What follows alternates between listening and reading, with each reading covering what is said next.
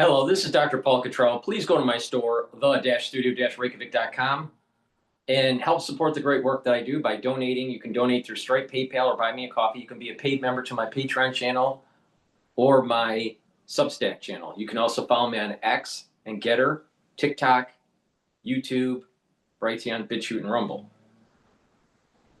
Please help support the great work that I do by purchasing the products that I have. I have ebooks, supplements, and course material on immunology and pulmonology. If you like the free work that I produce, all these videos are for free, thousands of videos out there for free. Please help support the work by getting the great products and sharing the links and asking your social media to follow me. I greatly appreciate it. All right, we're going to start playing some videos, and I'll be giving you my opinion on it. But before we do, please make sure you go to my store, use discount 5, you get $5 off any order. And a great supplement that you should be taking every day is the zeolite. Zeolite will help to bind with heavy metals, toxins, and chemicals and allow you to urinate them out within 6 to 8 hours. Detoxifying your body regularly is super important because it's going to help your endocrine system and your immune system, help with your kidneys and your liver, even your brain function and cardiovascular health. Please go to my store, get the zeolite, take 3 small drops underneath your tongue, drink filtered water, do that every day. If you want a heavier detox, take 10 small drops underneath your tongue, drink the filtered water, do that every day until the bottle's done, do that once or twice a year. But it is recommended to do a maintenance dosage throughout the whole year.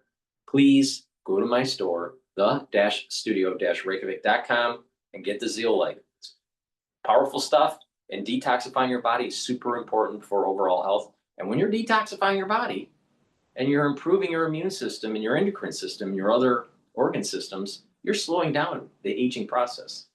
Because when you start to age, you start to accumulate toxins. And as you accumulate toxins, it's a positive feedback loop. You age further. And as you age further, you collect more toxins because your body isn't flushing them out. And therefore, you age even faster. You need to break that chain. Please go to my store, the-studio-reykjavik.com. Get the zeolite. All right, let's listen in to the Obama-era officials subpoenaed.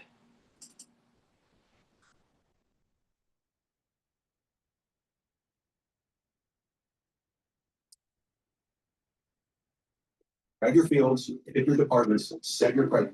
Get this, a federal grand jury has subpoenaed 3 high-ranking Obama-era officials because, of course, when you're a communist, spying on your enemies and having secret police is all part of the deal. And so the Justice Department is now, under Donald Trump, investigating, and they have the Trump-Russia probe. Sources telling Fox News more subpoenas are on the way.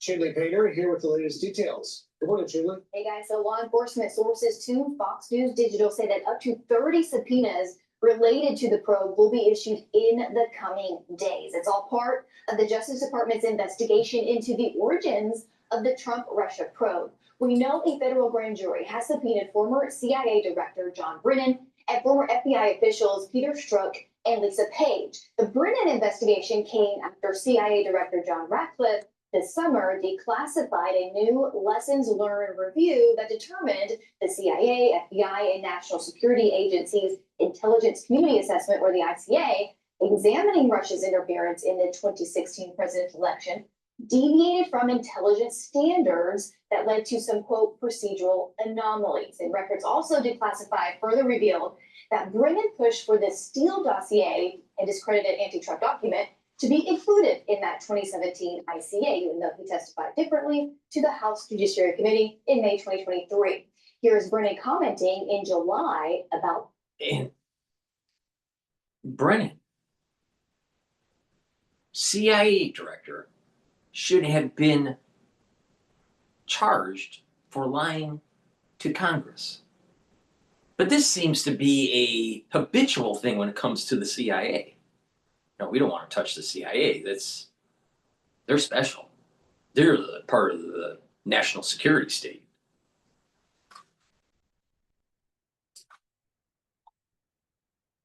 FBI criminal investigation. I'm really shocked that, individuals who are willing to sacrifice their reputations, their credibility, their decency to continue to do Donald Trump's bidding on something that clearly is just politically. Well, heaven forbid that you go against the national security state and actually show the American public that the CIA is corrupt.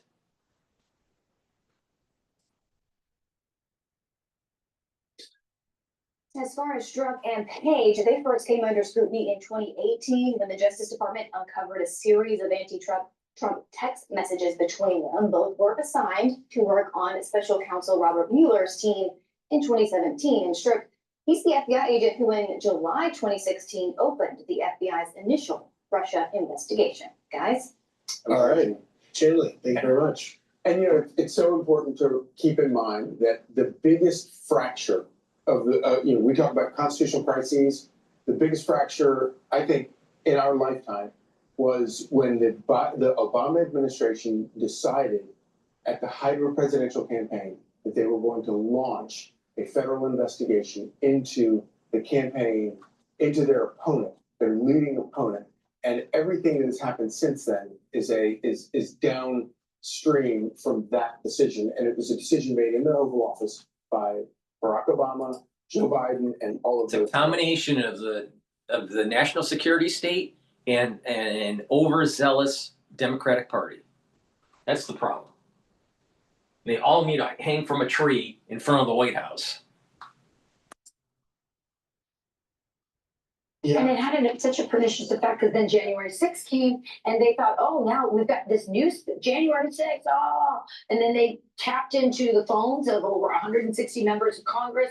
We're looking at Operation Arctic Frost, and they're trying to dig into that as well. But you're right, this weaponization of government, this very communist idea of I'm going to use intel agencies that are meant to capture terrorists to go after my own political opponents. And I'm going to use the government to take down a president who was duly elected and concoct this whole Russia collusion thing, which, by the way, also had really weird implications on our foreign policy, because all of a sudden the president couldn't deal with Russia in any normal way because he was being accused of having won because of Russia. This thing was so toxic, and it all starts with Obama. When you look at Mamdani winning here in New York City as a communist, don't think about Mamdani. Think about Obama. Everything bad that's happened. Go back to Obama. My first question, by the way, if I was doing the interviews, would be, are you guys still dating? Remember, Strzok and Page, yeah. the lovers. I think The lovers who could smell the trouble Trump. in paradise. They could smell the. Please go to my store, the-studio-reykjavik.com, and get the very high quality structural nano silver soaps that I offer. This is super important for your skin health, but also to use for the fall and the winter season. High quality soaps. These are soaps that I use. You can get it in lemongrass, charcoal tea tree, lavender, and also peppermint.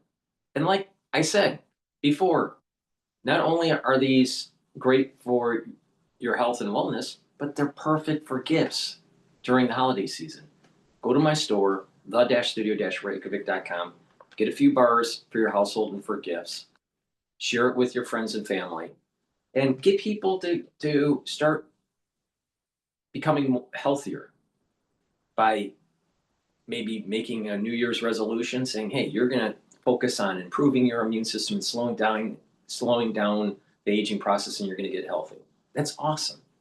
A great way to lower the cost of healthcare is actually to look in the mirror and say, what can you do for your own health to improve your health and wellness? So please go to my store, the-studio-reykjavik.com.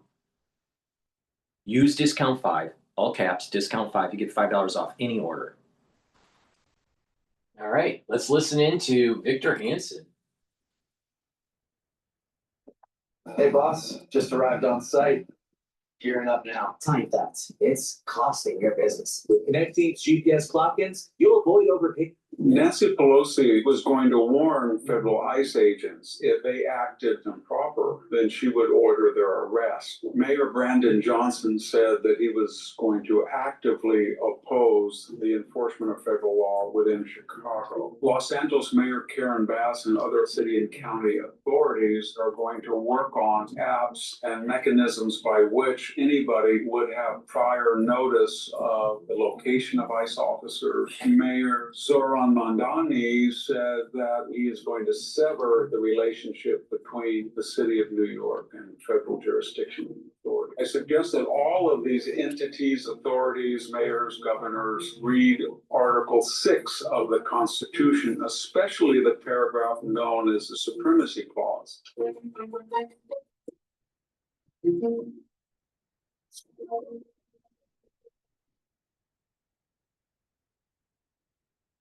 Hello, this is Victor Davis Hanson for the Daily Signal. You know what I think Nancy is so cool? Pelosi- You know what I think?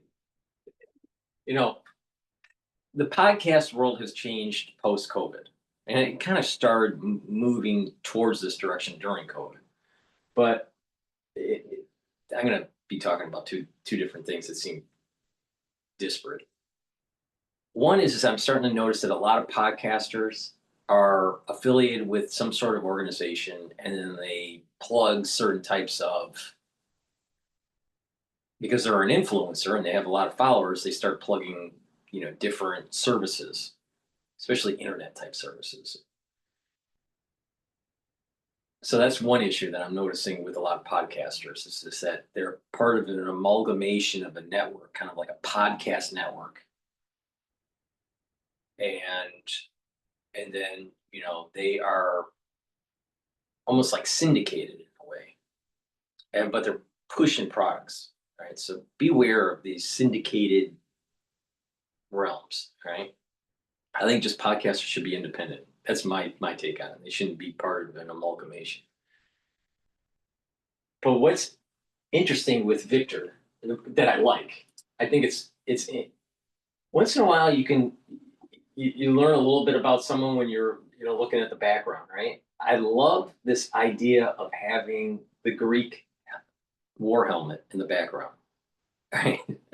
I mean, like, that's pretty cool, actually. Now, it's probably a replica, but just, I don't know his discipline in academia. I would assume it's probably early Western civilization. But I think it's pretty cool. I haven't seen anybody that actually had a Greek war helmet. All right, let's continue. Former Speaker of the House, Congresswoman from the Bay Area in California, just said that she was going to warn federal ICE agents that if, in the opinion of state authorities, they acted in the way the state felt was improper, then she would order their arrest. Mayor Brandon Johnson said that he was going to actively oppose the enforcement of federal law within his jurisdiction in Chicago. ICE, as we remember 2 weeks ago, were blockaded, under siege, and local Chicago area law enforcement, which was requested by ICE to help them get out from being surrounded by these Antifa-like protesters, refused to come to their aid. Los Angeles Mayor Karen Bass and other Los Angeles city and county authorities have proudly announced that they are going to work on electronic apps and mechanisms by which anybody who is here illegally would have prior notice of the location of ICE officers, where they were headed, and therefore could evade. Now think about this. How are apps distributed? Through an app store, all right? Like the Apple App Store, right?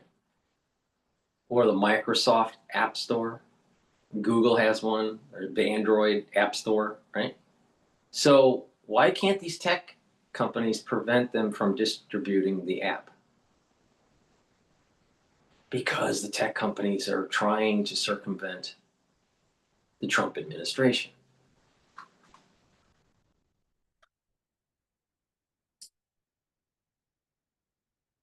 App apprehension. J.B. Pritzker, the governor of Illinois, on numerous occasions has characterized these federal officers as Gestapo Nazis, and they are acting, in his view, illegally and will be held to account by his state authorities. Mayor Zoran Mamdani says that if he were to be elected, he is going to sever the relationship between the city of New York and federal jurisdiction and authority. I don't think he meant on the beneficiary or receiving end of billions of dollars of federal monies, but rather cease all cooperation with federal authorities at his picking and choosing. This is all very dangerous. I suggest that all of these entities, authorities, mayors, governors, police chiefs read Article 6 of the Constitution, especially the paragraph known as the Supremacy Clause. In it, it details that local state authorities are subject to treaties and the laws that the federal government makes, and therefore pursuant to those laws, they are subordinate, and they must, having taken an oath to the Constitution, follow it. And they usually have done that. One time in our history, maybe in our 19th century history, they didn't. The federal government had jurisdiction over Fort Sumter. They had jurisdiction over armories in southern states. In 1861, the state of South Carolina tried to appropriate Fort Sumter and fired on it. And we know what happened next. The next 700,000 deaths for the next 4 years. We know in 1961 to 1963, we had another attempt to nullify the Supremacy Clause. Southern governors in Mississippi and Arkansas and Alabama said federal law does not apply here. The Supreme Court ruling does not apply here.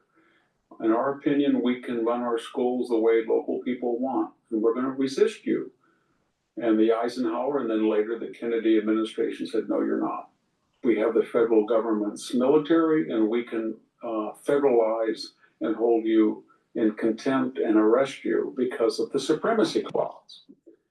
So I would give warning to all of us that we're headed into 1861 or 1961, 1963 territory. Because can you envision that if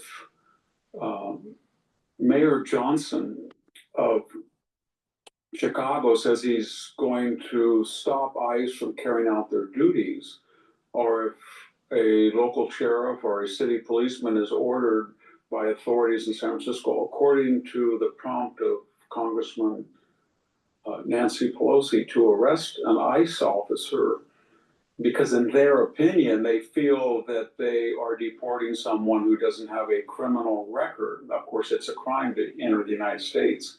So, of course, anybody here who is residing without permission from the federal government has committed a crime, both in crossing the border without authorization, secondly, residing here without authorization. But if Nancy Pelosi was going to say, we don't like the way you arrested him, we're going to arrest you. So envision a local officer with a gun or a shotgun, body armor, coming up to a federal officer with a gun and body armor and a shotgun and said, we're arresting you because you have broken San Francisco statute. And then the officer working for the federal government, that is the ICE officer, the Immigration and Custom Enforcement officer, said, no, you don't know the Constitution. You didn't read the Supremacy Clause in Article 6. You have no jurisdiction in a federal law that's being enforced by a federal officer coming out of a federal property in your state. And therefore, if you impede me, you are breaking a federal law. So then the local official says, well, you're violating our notion of how people should be arrested. So we're going to have what? 2 armed officers, one from California, one from the federal government, what, shooting it out? This seems crazy, fantastic, Victor, it's paranoid. But when a congresswoman who was at one time the 3rd most powerful person in the United States, in Jefferson Davis style, says that they're going to arrest ICE agents in their belief, their opinion that they're doing something wrong. And that's contrary to the Constitution. What is ICE supposed to do? Let them be arrested. That won't happen. So we better back off, all of us, because we're headed to an 1861 scenario, and we all know where that leads. Thank you very much. This is Victor Davis Hanson for the Daily Signal.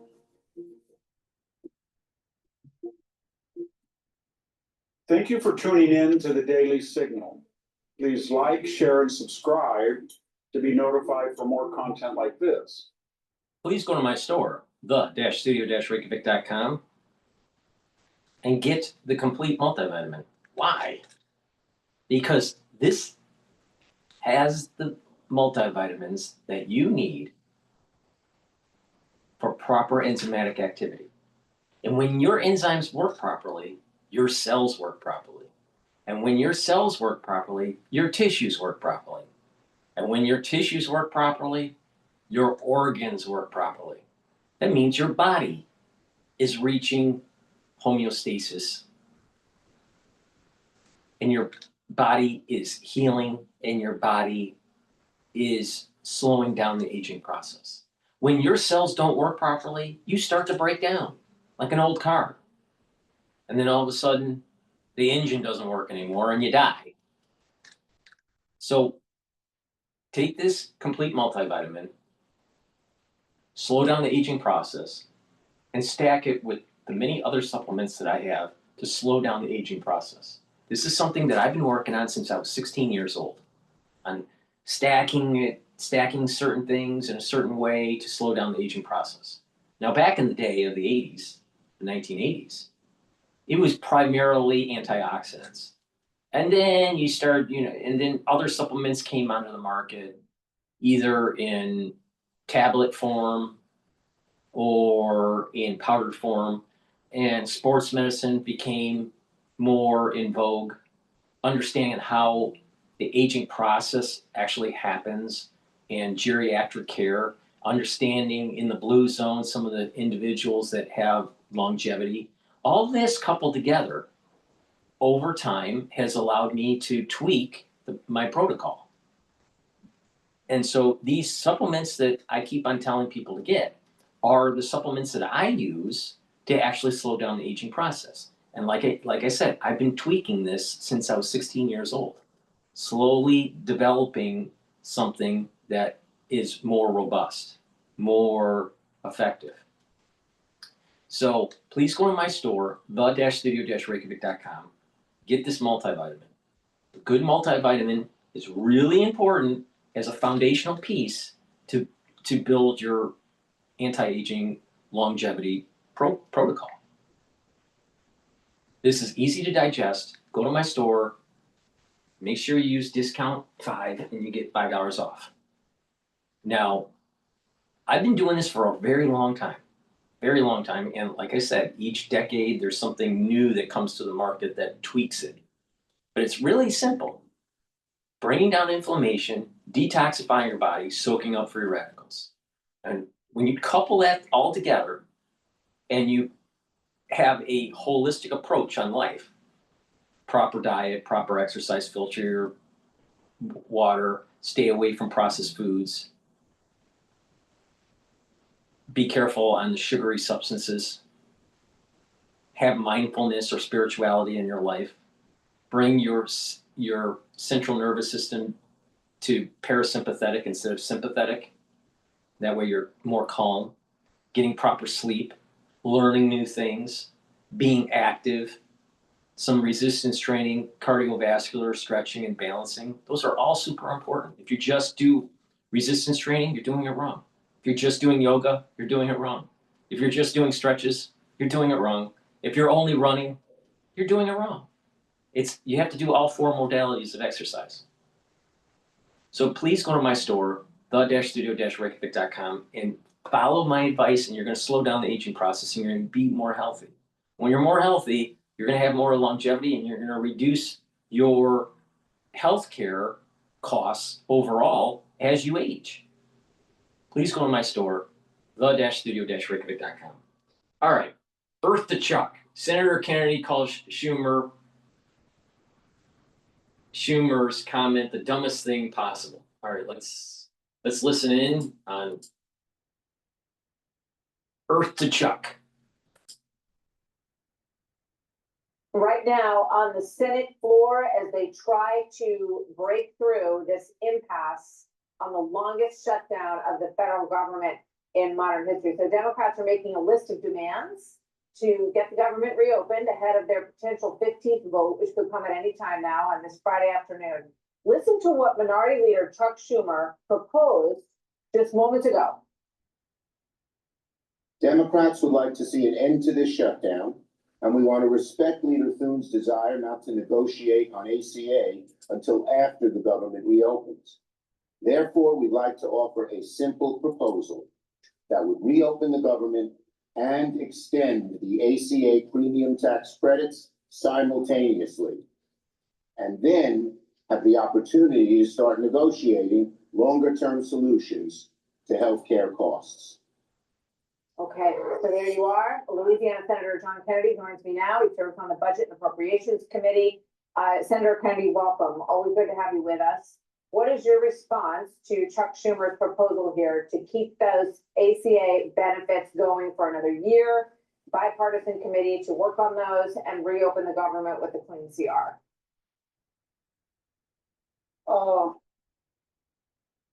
God, please give me patience, because if you give me strength, I'm going to need bail money. What Senator Schumer is suggesting is that we do the dumbest thing possible that won't work. Stupid should hurt more. Senator Schumer says we should just extend the status quo for a year. What does that mean? That means that we would have to take $35 billion of taxpayer money and give it directly to the health insurance companies without any commitment of lowering premiums. How is that going to reduce healthcare costs? How's that going to reduce premiums? The healthcare companies are going to take $35 billion from the taxpayers and put it into their pockets. I mean, duh. I don't know what Senator Schumer is thinking. Earth to Chuck. I mean, Earth to Chuck. Am I going to vote for this? The short answer is no. People don't understand that every time they force you to get insurance, no matter what it is, home insurance, car insurance, medical insurance, whatever it is, insurance always goes up. Always.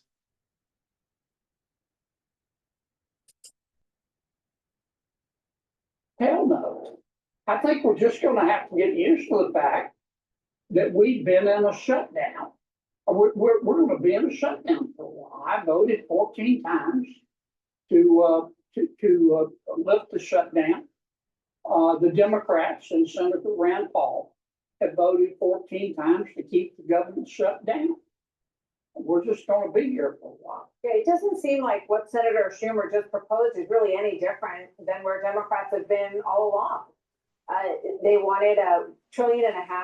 You say 36 billion. I guess there's a lot of different numbers on this package, but to keep the Obamacare benefits were expanded during COVID, and of course, once you give something, very hard to claw it back. So that's where we are right now, and so the impact is of having that extension pulled away is making people's new healthcare benefits rise. But as you say, it's not fixing the problem in terms of lowering costs. Is there any, I just spoke with the former Governor Sununu, and he said, what they need to do is accept Senator Thune's next proposal and agree on it and get Democrats across the board on it. What do you think that is going to look like? He's just going to bring up the same resolution that he's brought up 14 times. Look, if we learned anything during this shutdown, we learned that the Obamacare Affordable Care Act exchanges, they're not working. They're not lowering healthcare costs. extending the status quo will just be putting fresh paint on rotten wood. So, you Why know, would we want to do that? excuse me, you know, President Trump has a solution and he talked about it again today. Watch this. I am totally in favor of terminating the filibuster. And we would be back to work within 10 minutes after that vote took place. So we passed if we terminated the filibuster. Voter ID, no mail-in voting, no cash bail, no men and women's sports, no welfare for illegals. You could go on and on. This He's just saying you have to embrace it. You have to go for the fact that you have the House, the Senate, and the White House, and think about the things that you could get passed if you're willing to do this. Are you willing to vote to eliminate the filibuster, Senator? Well, President Trump has made his position, at least to me, abundantly clear. I talked to him this morning. He makes a persuasive argument, but here's in essence what he's going to say, or what he has said, right? None of us want to get rid of the filibuster, but the Democrats are going to do it as soon as they're back in charge, so we might as well do it now. My response to the president this morning, after listening lightly, was, well, the quickest way, the best way to prevent all that is let's don't put the Democrats back in charge. There's no guarantee that the Democrats are going to take over the Senate in the midterm elections, or even after that. The filibuster only pertains to the Senate. It doesn't pertain to the House. So to keep the Democrats from doing that, we just hold the Senate, which we're planning on doing. Well, that's going to be a big project, obviously, for Republicans for the next 18 months. Senator Kennedy, thank you very much. Always good to hear from you, sir. We'll see where this goes on this Friday afternoon. Please go to my store, the-studio-reykjavik.com, and get the ubiquinol. Ubiquinol is the most bioavailable form of CoQ10 that you can get. Ubiquinol will soak up free radicals, help the health of your mitochondria, boost up your ATP levels, and ubiquinol helps the health of your neurons. Like I said, one of the aftershocks from the crisis that we went through in 2020 will be 40-year-olds or older within the next 5 years will get early onset of dementia. Yeah. 30%. So think about the number of people that you know that are 40 years of age or older. 30% of them are going to get dementia, early onset of dementia. There's going to be 3 types. So out of that 30%, 75% of the 30% will get microclotting or microbleeding that will lead to neural death, slow neural death. 24.9% will get approximately this amyloidosis, this buildup of plaque. And 0.1 to approximately 0.5%, because the amyloidosis could be 24.5 to about 24.9%. 0.5 to 0.1% will get prion disease. Why is this happening? Because there's an inflammatory response that leads to vascular problems, the inability of proteins to be folded correctly, the inability of the cell, the neurons to be able to clear the protein misfolds, because the body has a mechanism to clear out misfolded proteins. But when it gets to a point where it can't, because of this chronic inflammation, it builds up. And if certain types of proteins that have high beta sheets will lead to this buildup of plaque, and certain types of proteins could lead to prion disease. So you need to start paying attention. You need to protect your neurons and keep that inflammation down. Please go to my store, the-studio-reykjavik.com, get the ubiquinol, soak up those free radicals, have the mitochondrial health improved, so you have more energy, and take the ubiquinol to protect that neuron. But also stack it with these supplements that I keep on talking about that brings down the inflammation. Super important.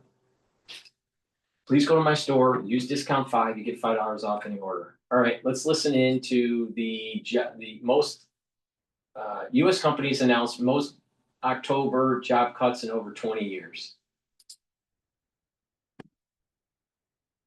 Yeah, whether there would be a lot of layoffs coming because the economy is slow, because of the tariffs, because of other economic policies. And we may be starting to see that turning point. It's been slower than anticipated. The question is, how many of these are actually in the United States and how many of them are going to be carried out in the near future? The Challenger numbers came out today, the biggest jump since 2003, biggest number of layoffs announced in October. But that again it's just announcements. So we have to wait and see how this plays out. And when you look at some of the companies like Amazon, with all the layoffs they announced, they still give people 90 days notice. So you won't see this. Let's look at this chart here. U.S. employers announced fewest hiring plans since 2011. All right. U.S. October job cuts announcements. Challenger reading for October of each year. 2020, 81K. 2021. So this is the October job cuts announcements. In 2020, 81K. In 2021, 23K. In 2022, 34K. 2023, 37K. So it's been ticking up since 2021. In 2024, 56K. And in 2025, 153K. So part of this is probably overstaffing or overstaffing during the COVID era, and they're slowly titrating them out. But this big jump from 56K to 153K, there's more to the story than just overstaffing during the COVID years. This is probably implementation of AI, and coupled with the potentiality of revenues going down. That we're going into a cycle business, a lower activity business cycle. Go up in any data for a couple of months. Okay, so I think J. Powell and others had characterized this labor market as a low hire, low fire. Is it morphing into something different, like a low hire, a pickup in fire? Well, that's what the Fed wants to know, and we don't have good ways of tracking that, other than maybe the initial jobless claims. Each state puts them out, so we get them at 4:30 p.m. today, and we will adjust them for seasonals and things like that, and have a pretty good idea of roughly where. Wait, this is separate from the weekly jobless claims that comes out from the government. This is the data that goes into the weekly jobless claims, but the Labor Department is not tallying it now and not adjusting it. We do that ourselves. We can't call DoorDash to come do that. So we do that, and we'll have a pretty good idea of what the numbers are. And last week was 218,000, so it was nothing. So if there is a turning point, it's not showing up in the data yet. Now, you might see a change in unemployment, except that there's no unemployment report on Friday. So, all right. Well, the good friends, we have a capital economics data structure research note in my inbox, and the question is, why is hiring soft despite resilient GDP? Their answer is lower immigration, increased use of AI, and cyclical weakness outside of the main tech sectors are the key reasons for the slowdown in private sector hiring this year. That doesn't seem like anything that we can turn around on a dime. It just feels like some of those things are a little bit. That's exactly what I said. It's a combination of AI and a downturn in the overall economy's activity. If the Fed can do anything about it, you can cut interest rates, but all that means is it costs you less to buy into AI and get rid of people. So that's part of the debate: is what are they going to do about it? Can they do anything about it? Is it worth it to cut? Because they want to stimulate demand by cutting interest rates, but if demand doesn't increase employment, it doesn't do any good. Challenger made essentially the same point in terms of the layoffs, that a lot of it is AI, the slowing economy, and they also say Doge, but they're counting in the government layoffs that hit in October for the first time really into the data. So there's a lot going on in the jobs area, but the question is, can anything fix it at this point, or are we going to just have to go through a cycle, exactly. You know, if I go to EcoGo on the Bloomberg terminal, you still have the consensus estimate for the non-farm payrolls, the monthly jobs report available, even though we know it's going to be delayed.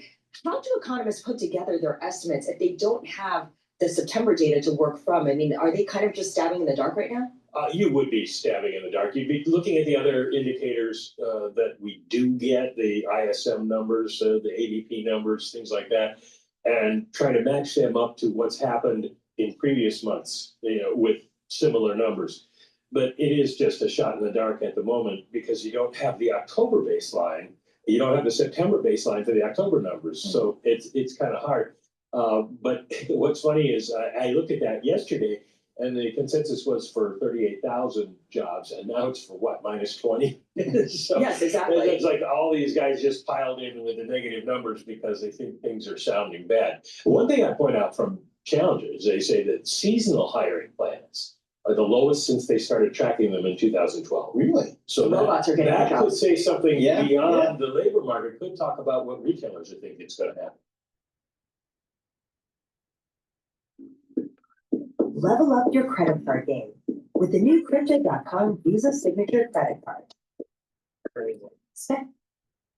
All right, let's go to The Economist. Are rich countries facing a debt crisis? Now, this is in the context of obviously the United States being in debt of $38 trillion and a deficit of a budgetary deficit of approximately $2 trillion. But also the doom loop with France and in the UK. Now, when you are a country like the UK and France that's having serious financial difficulty, and your central banks can't unravel the debt that it bought during the Lehman crisis and the COVID crisis, they can't do quantitative tightening. Let's use that term. It causes the government to have to make hard choices, and they're not making the hard choices. They have to tell their society that the social programs, the safety nets that they have funded for decades will have to be truncated, if not eliminated, to be able to make the society more viable. But in addition, they have to increase the tax base, especially on the wealthy. But both sides, the rich don't want to be taxed, and the poor wants to maintain their social programs. Now, the United States is a little bit better off in terms of the doom loop compared to the UK and France, but it's coming. The canary in the coal mine is the UK, and it causes not just economic instability, but also political instability. Look what's happening in France and in England. Constant turnover in terms of their governments. And we're seeing in the United States this almost like vitriol and balkanization and hatred on both sides of the aisle.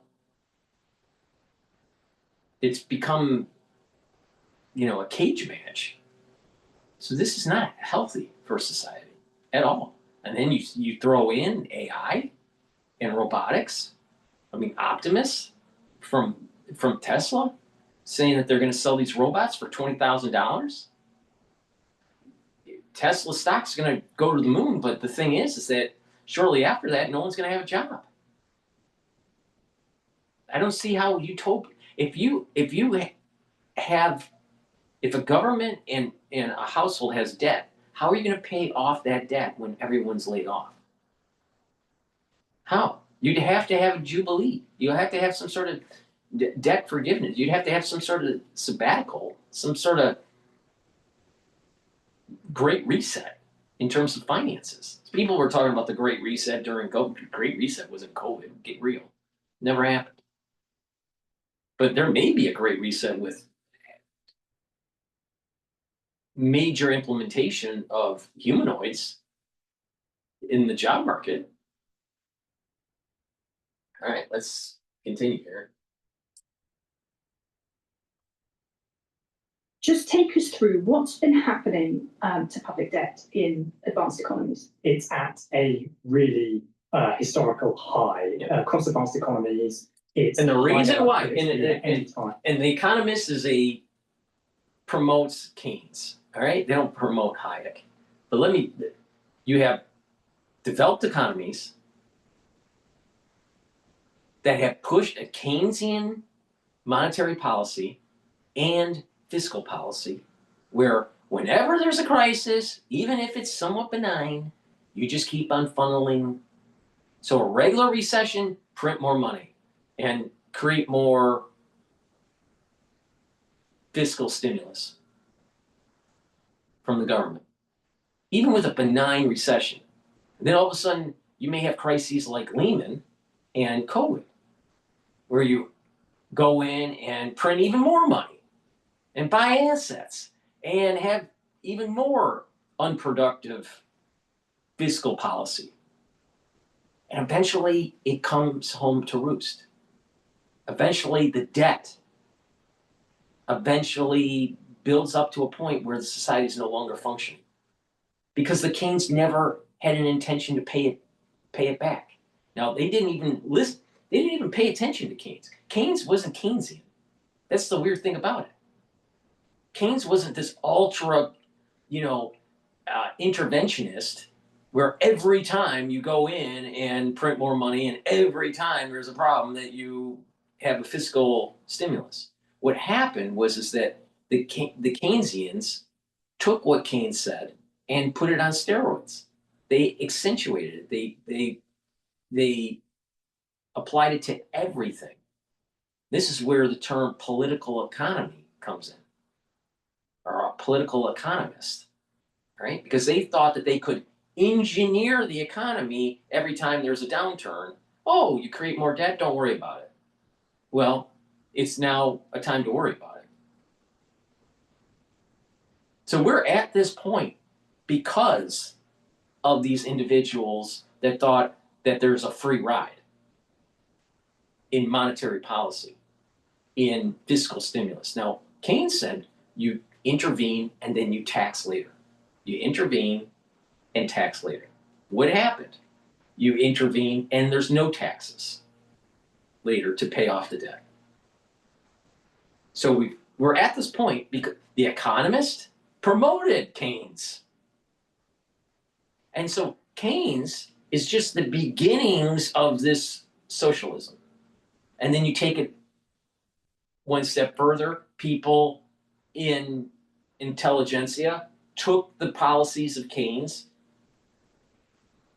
used it to pacify the masses every time there was an economic downturn, because not every economic downturn is a depression. Get real. All right? They applied it. There were periods of time where there were wars that were waged, and that built up additional debt. But it was never paid back. It was always kick the can down the road. Now, there's this debt cliff, this doom loop that's taking place. So you had Keynes pushing socialism. Then you had the Keynesians pushing socialism even further. And then you have these individuals now pushing Marxism. Thank you very much. Now, the intelligentsia actually produced, over many, many decades, a lot of debt, a not productive society, especially as of yesteryear.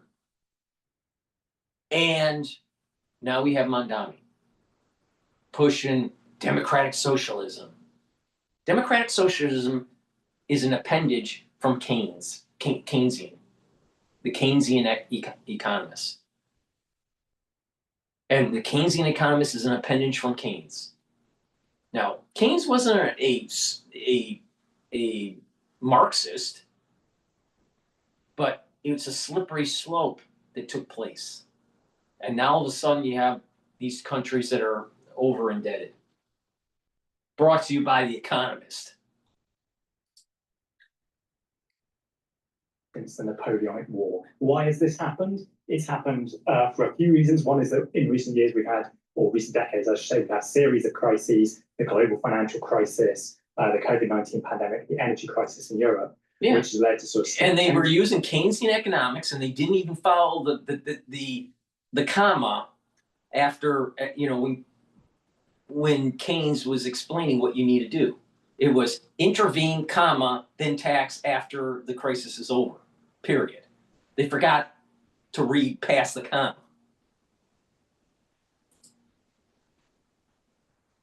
Public debt, but it's also because politicians just seem addicted to big deficits. They really struggle at the moment to because the politicians want to be in power. They want to be liked. They need the vote.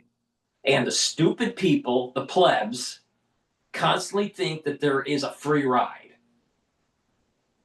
And eventually the system can't handle it and it breaks. And that's where we're at right now.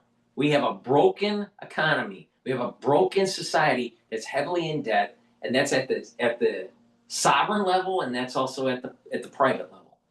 So when AI starts to take your job away and you're never going to get employed again, how are you going to pay off your debts? How are you going to live? How's the country going to pay off their debts? You're talking about a major structural change in society.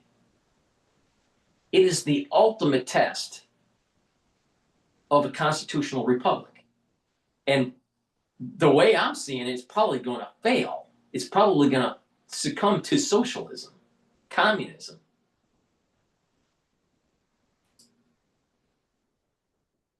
Continues to mount up, and that's got more fundamental political causes, if you like. I think the sort of fascinating thing being here is how much of you could call it a studied indifference there is. It's the elephant in the room. Nobody wants to look straight into the sun and engage in this direct. It's called a gray rhino, bitch.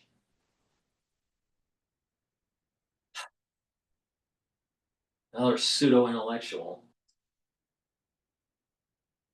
I think there's a bit of triumphalism to some degree. The US recoveries from global financial crisis and from the COVID pandemic were substantially stronger than most developed economies. And there's a sort of vibe, a sort of idea that American growth will sort of rescue the country from these things. To the extent that people want to talk about them at all, there is, I would say, very little energy on either side of the political divide for seriously looking at deficit and the public debt and looking at ways that it might be resolved. If you go back, and this is true across advanced economies, if you go back and look at the debt that was projected, inevitably the debt ends up higher. That's partly because the budget forecasters aren't looking at whether there's going to be a pandemic, for instance, or the outbreak of war. That's not part of budget forecast, but it's also because in some cases, for example, in Britain, there's just been too much optimism about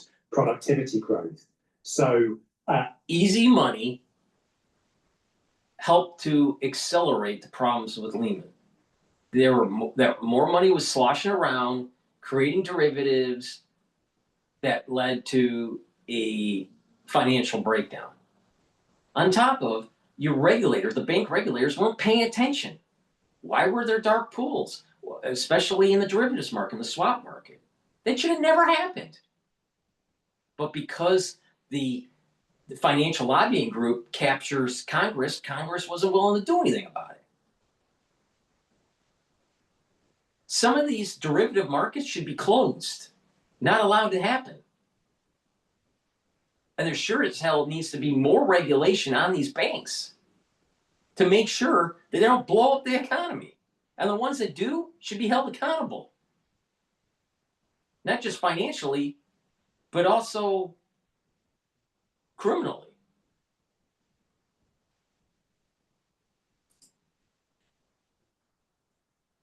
you have this overall picture of high debts, high deficits, pressure on the public finances. You've got aging populations, which mean more spending on healthcare and on pensions. You've got the pressure, especially in Europe, spend more on defence. You've got the green transition. And it's not just that debts are high, interest rates since the pandemic have gone up a lot, so more and more spending's going on interest payments as well. So you have this upward pressure on debt. And then you get to the fact that even if you do write down a forecast incorporating all those things, you're probably, if history is any guide, being too optimistic about where debt is heading. So you put that all together and it is quite an alarming picture. Japan showed for a long time that you can have high debt and low interest rates. If we go back to a low rate world, you can have high debt again. But what high debt means is that you're vulnerable, because the higher your debt, the smaller the increase in interest rates needed for you to suddenly have a really bad problem and to all of a sudden face a choice between economic crisis or doing quite deep austerity and quite deep adjustments. Even if you can get to a situation that looks stable, the higher your debts, the more easy it is for things to suddenly become unstable when circumstances and especially global interest rates change. So a more conventional way, possibly, is to raise revenue, is for governments to raise more revenue or to shrink their spending. And what are the prospects for taxes to go up in the rich world, do you think, Henry? Basically varies by geography. If the United States wanted to correct course fiscally with taxes tomorrow, it could do it. And actually, in a speech by Greg Mankiw, who's a Harvard economist recently, I think he has some line where he says, if you wanted to fix this problem over the weekend, you could. The US has no value-added tax. It's the value-added tax, which lots of European states have, is quite a low-impact tax on the economy. And you can raise a lot of money with it. And traditionally, Republicans in the US have opposed that tax precisely because it's such an easy way to raise money and make the government bigger. But America's taxes are low enough that they could do that. But the political will isn't there to do it. And then you have a kind of range. Japan is kind of between Europe and the US. In Britain, there's a lot of talk about taxes being at historical highs, which is true. But Britain has been on the low end of the European range historically. But another thing to remember is the higher your taxes are, the more important it is that they're well-designed taxes. And if we're going to go into a populist moment where your tax system is going to be, wealth taxes and all kinds, you're not going to pay heed to economic efficiency and to growth arguments, then you might do damage at lower levels of taxes as well. So I'm not optimistic, basically, about solving the problem through tax. The problem is that cutting spending is going to be very difficult as well. You've got pressures, as Henry, you were talking about, you've got pressures on the budget from defence spending, from the need to decarbonise, and those pressures are even stronger in Europe, which has to really up its defence budgets to match the new NATO commitments. And then on top of that, you've got an ageing population, which means a bigger pension bill, and which also means that it's quite hard to win support for any cuts to benefits. And I think we have a chart which illustrates this. Here we go. And this is a chart that shows federal spending in America, but the picture is broadly the same in other rich countries. And you see that about 2/5 of spending goes on age-related benefits. And defence here is not growing in America as a share of total spending, but it will be in Europe. So the pressures on the budget are large, and the political will possibly to shrink it is hard to imagine. Do you agree with that, Henry? Yes. I love this chart because it basically shows how the purpose of government has almost completely changed in half a century. When government starts, it's about national defence, and in that other category, you have infrastructure spending, for instance, another thing people complain about being too low. Then gradually, over time, the government sort of turns into this insurance company that provides old age benefits, and there's a little bit of Medicaid in there growing, you can see as well, which is health insurance for the poor. And what does that mean? It means that the baby boom generation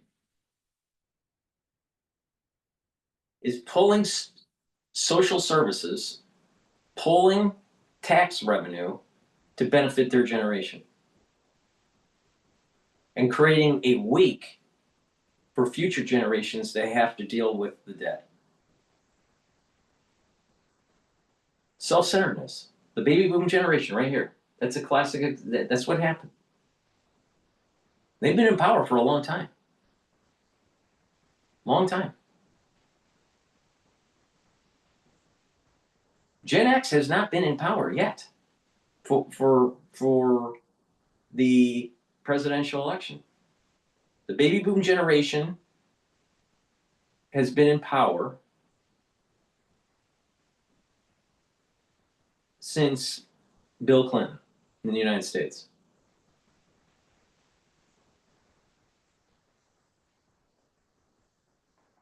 Barack Obama, baby boom generation, near the tail end of it. He's not, Gen X is not there yet.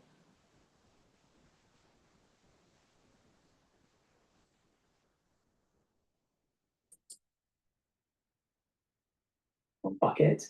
And why does that happen? Well, it happens in conjunction with the aging population because you have more elderly people. The retirement age doesn't go up in line with life expectancy for a long time. And also the political power of an aging population is very great. You know, in the mid-20th century, when the welfare states got going, people said, you know, they will be captured by populists at the ballot box. But people like Milton Friedman, had this concern that you'd have a kind of populist coalition of the middle classes voting themselves benefits. No one really saw that what you would have is this elderly electorate making it impossible to cut pension spending. But that's what you've got. So it's just very, very difficult to see how politicians can resist that pressure. But then look at the rest of the budget. What else is there to cut, really? There isn't much less. So again, I'm Mr. Pessimist over here. I find it difficult to see the spending adjustments. You have to kill the social programs. It's that simple. Please go to my store, the-studio-reykjavik.com. Get the Max 35. See, this is the reason why I keep on telling people to take the anti-aging protocol and boost up your immune system. Because the solution for your health isn't to depend on the government, and the solution to the health of the society isn't to depend on the government. You have to take charge of your own health. And when you do that, and everyone in the society is doing that, healthcare costs will go down. Please go to my store, get the Max 35 or the Cleanse. Max 35 is 35 parts per million. Cleanse is 30 parts per million. Take a teaspoon a day every day. Switch in your mouth, gargle it about 20 seconds, and then swallow it. And that will boost up your immune system, help your oral hygiene and your oral pharynx, maintain a mucosal barrier, and improve the health of your epithelial cells. By doing that, you're boosting up your immune system. And when you're boosting up your immune system and you're taking it regularly, you're actually slowing down the aging process. Why? Because you're not chronically sick. Also, go to my store and get the heirloom barley. Heirloom barley will detoxify your body, bring down inflammation, soak up free radicals. When you're doing that on a regular basis, your immune system, your endocrine system will perform better. By bringing down inflammation, you're also helping your cardiovascular system. You're reducing the buildup of plaque.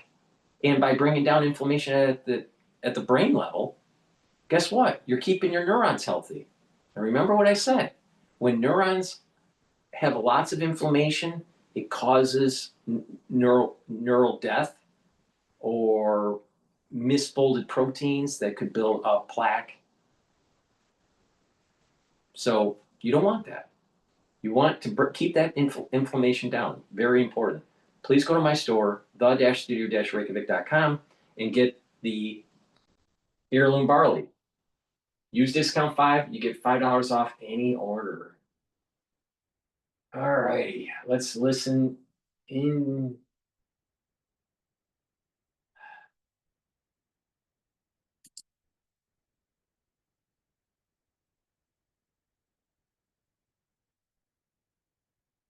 This is Trump administration about SNAP. Emergency auto land activating.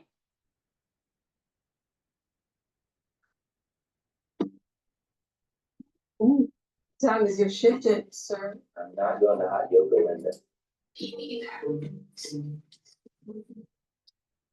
The Supreme Court granting the Trump administration's emergency appeal to temporarily block a court order to fully fund SNAP food aid payments amid the government shutdown. The order coming as the Agriculture Department was working to comply with the previous order to provide November SNAP benefits.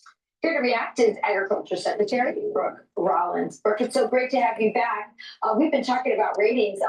So last week we had you on to talk about SNAP. You posted that and you got 40 million views. I want to ask you about what's happening with that ruling last night, but tell me why you think that went so viral. Well, it's interesting, Rachel. I have been doing this for a really long time, and we talked about this last Saturday, that, listen, people want the government open. They want those who are the most vulnerable, who are hungry, to make sure that they are fed. That's the SNAP program. But within all of that, the level of fraud and corruption and double dipping and selling benefits is astounding. And I think it hit a nerve with America to have our discussion, 40 million people watch it, about how corrupt the SNAP program is, how we have to fix it. I think just tells you that Americans are paying attention and they're not okay with government as usual. We need to clean the house up, and that's what we're doing. So the Center for Immigration Studies has found that anywhere from 50 to 60% of households that are headed by illegal immigrants rely on SNAP benefits and other programs similar to that. Is there a problem with that?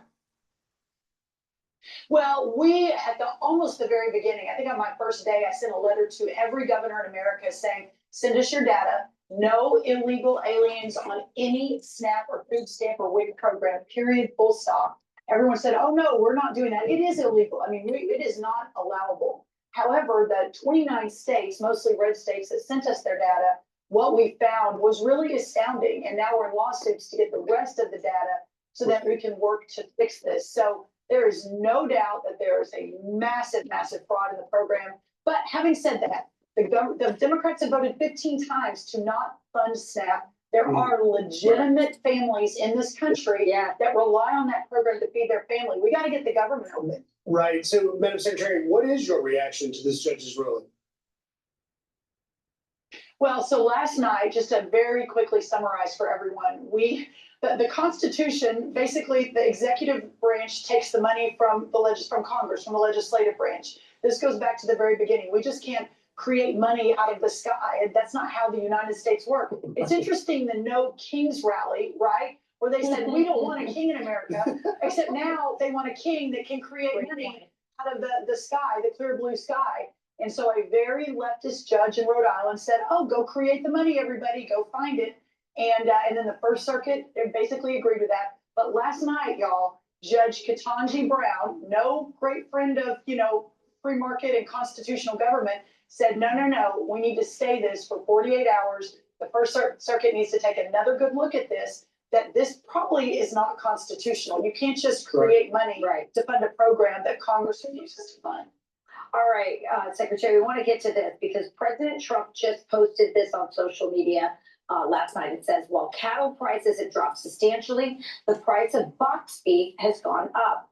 Therefore, you know that something is fishy. We will get to the bottom of it very quickly. There's criminality. I've noticed that beef prices have radically went up compared to last year. Now, maybe that's just a New York thing, but there's something weird about beef costs. A steep price.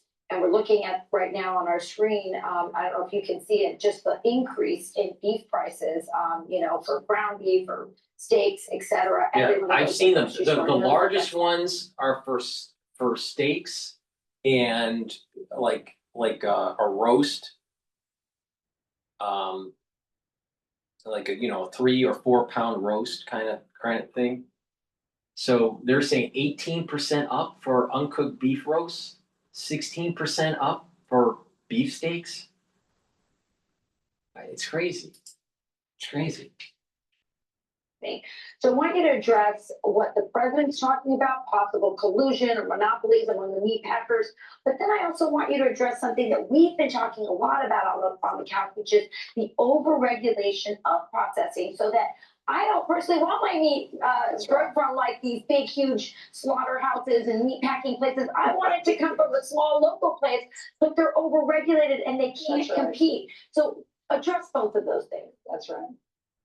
Well, a couple of really important points here. First, that the president's promise to Americans to make America affordable again, so that you, as a mom, Rachel, of many children, myself, we are able to put the best food on the table. We can afford it. We don't have to skip over that part of the grocery store because it's too expensive. So that's the first part. The second part is that this president is so focused on American families, the American dream, and American farmers and ranchers. In the last decade, we've lost over 107,000 ranchers in this country as the entire industry has consolidated. And what the president was talking about yesterday is 85% of our beef in America goes through 4 big companies. 2 of those are not even American-owned companies. So these are massive policy challenges, how much we pay for our beef, where it's sourced from, and whether we've got a national security issue on our hands, right? You can't feed yourself. You're not secure as a nation. So that's what the president was really focusing on yesterday. And I think it's really, really important. Rachel, to your point, you and I've talked a lot about this, the make America healthy again, how we get better, more nutritious foods. The fact that a cattle rancher in Virginia has to haul his cattle to the middle of the country, Nebraska, to get processed, and then who knows where it goes. That's crazy. We are opening up the markets. We released a pretty significant plan 2 weeks ago, supporting smaller ranchers, supporting local processing. We'll have a lot more coming on that, supporting in-state sales across the state line. USDA doesn't have to be a part of all of that. We can rely on our states to do it. Amen. So I'm excited. I think there's so much we're going to be able to do. We're excited too. We're obsessed with this. Come back and give us all the updates. We want them. Thank you, Madam Secretary. I will. Thank y'all. Thank you so much. Thank you all. Thank you all. But I have definitely noticed a price appreciation in beef in the last year. Please go to my store, the-studio-reykjavik.com, and get the vitamin C and magnesium and the magnesium and zinc. Both of them can be stacked. You can stack these together. Both of them will help with your immune system and your brain function. Magnesium increases the efficacy of vitamin D3. It's important to take this every day. If you're not feeling well, take a double dose. Take one in the morning, take one in the evening. It's really important to boost up your immune system. Take it every day, especially in the fall and the winter season. And vitamin C and magnesium supplement will also help with your skin. So please go to my store, the-studio-reykjavik.com. Get the magnesium and zinc, boost up that immune system and brain function. Super important. And get the probiotics. You can get it in VeggieCap or in powdered form. Taking a good probiotic will help with your gut biome, allow you to absorb your nutrients, digest your foods easier, increase your mucosal lining, and increase your concentration of IgA, which is a type of antibody. Super important to boost up that immune system in your gut. Good health starts at the gut. And by improving your gut biome, you're improving the communication between your gut and your liver, so your metabolism is better, and your gut and your brain. You'll be able to sleep better, you'll get rid of that brain fog, you'll be able to consolidate memory and detoxify your central nervous system. Also, with a good gut biome, you're going to improve your skin. Please go to my store, the-studio-reykjavik.com. Get the probiotic either in VeggieCap form or in powdered form. Take it every day, drink it with filtered water. Make sure you use discount 5 and you get $5 off any order. Read on the terminal today, comparing the U.S. economy to a Jenga tower. Why? Yeah, I think you're right. This is increasingly talked about now, and what we're seeing is that spending is increasingly being driven by those top 20% and even the top 10% of earners. So obviously spending is hugely important to the U.S. economy. It drives 2/3 of economic activity. And the more you concentrate that in one group of people, the more fragile things become, right? So folks are comparing it to a Jenga tower where you're just removing pieces from the bottom and now the middle parts of the tower, and it's becoming more and more top heavy. Well, at some point, does it fall down?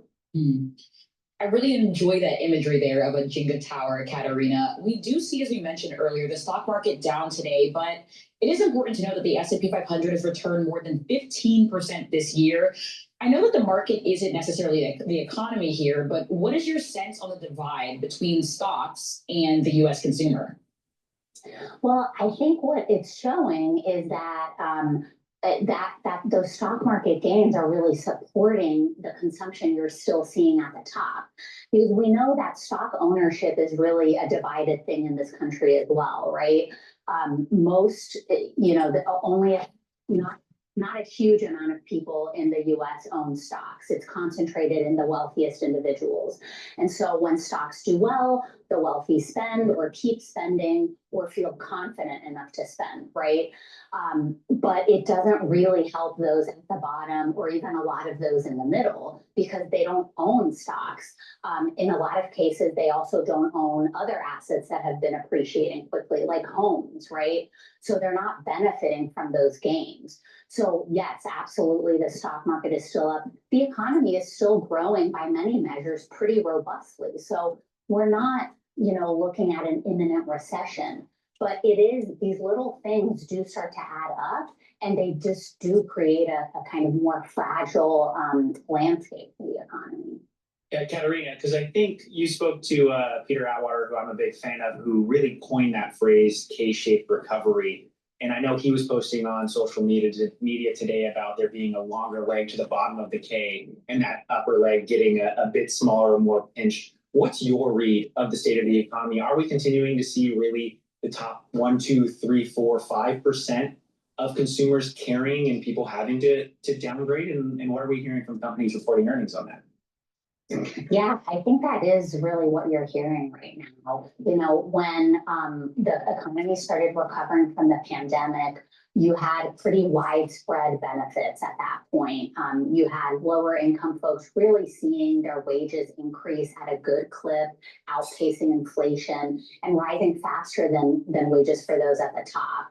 And now you're really seeing that reverse, which is not a very common situation for the US economy when wages for the higher income earners are rising at a faster pace than those for the bottom.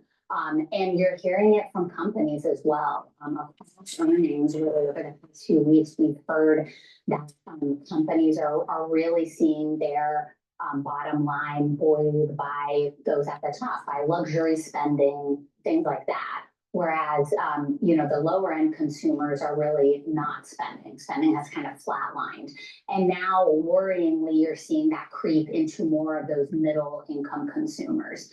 So I think that's where you get into this image of the K, where the bottom leg is really getting bigger. It's like people are going from perhaps they were, toward the bottom of that top leg, but now they're hopping down to the bottom leg and their fates are worsening a little bit.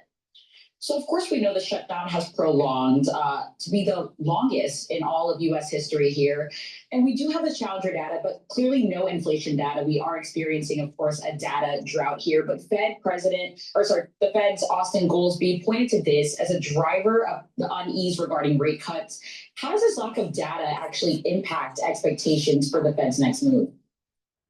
Yeah, I mean, you've really seen expectations come up for the next Fed move, right? First, before the October meeting, markets were really expecting like 100% chance of another rate cut in December. Now that's really come up. Now, part of that was Chair Jerome Powell in his post-meeting press conference in October, really saying that it's not a foregone conclusion that they were going to cut again. But a lot of it is also these comments you're hearing from an increasing number of Fed officials, and they're basically saying that when things are foggy, when the outlook is uncertain, and when we're not getting new information from really reliable data sources like the government, the prudent thing is just slow down, right? You don't want to kind of depend on data that's now 3 months old in some cases. So you're hearing just more and more Fed officials calling for, hey, let's take a beat, let's maybe not move in December, and let's just see where things are.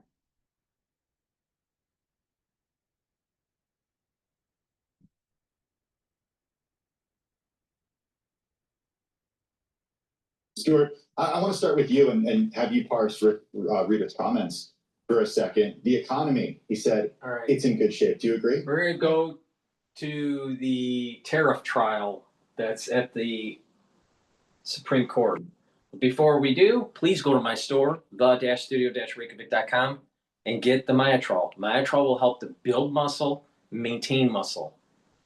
It reduces atrophy. When you get older, you just don't express the genes to build muscle and to maintain.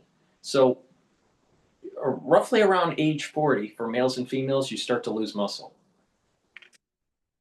Myotrol will help with that gene expression to build muscle and maintain muscle and help with the health of your mitochondria so you have the energy to maintain that muscle. This has polyphenols, flavonoids, and lignans to help with that gene expression.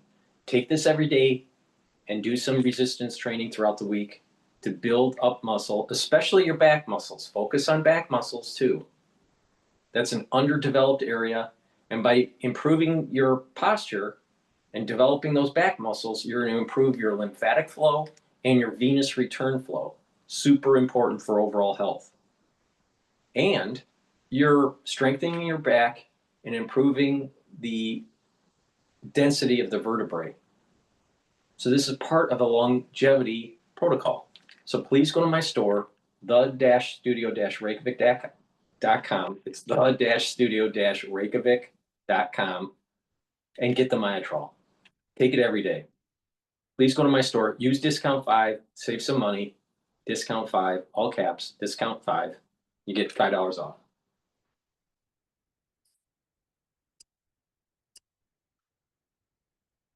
Is whether or not the president has violated the Constitution. Because again, we have to go all the way back to the founding of our country. You know, no taxation without representation is on that license plate on everybody in the District of Columbia. And what it really is saying is the Constitution gives to the Congress, not to the president, the power to impose taxes or tariffs. The Constitution gives to the Congress, not to the president, the right to regulate foreign commerce. So the issue is, how is it that President Trump can now start to impose all of these tariffs? Again, this huge increase in taxes on Americans without the Congress. The Constitution explicitly gives to Congress the authority to impose tariffs. Yes. Can Congress delegate that authority, and has it in this statute? Right. And so the issue that is really before the court is whether or not the Congress has handed over this power that it has. It has the power to impose tariffs or duties or taxes. Did it grant that authority, hand it over to the president through the passage of this law, the International Economic Emergency Powers Act? And the decision will largely turn on one phrase in this IEPA statute, the phrase that says that the Congress delegated the authority to regulate importation or exportation. And so the issue is, can you read the word regulate to be the same thing as tax or tariff? And the argument that most people are making, that many members of Congress, that many of the business groups and many of the others that say the answer to that question is no, Congress did not hand over the authority, point to the fact that nowhere in this IEPA statute does the word tariff or duty appear. If the Supreme Court upholds what the president's done, Hold on. so what happens? We keep charging the tariffs. What if it actually strikes it down? What is the remedy if, in fact, the court rules that these tariffs were illegal or unconstitutional? So if the court rules that the tariff. All right. It's very odd.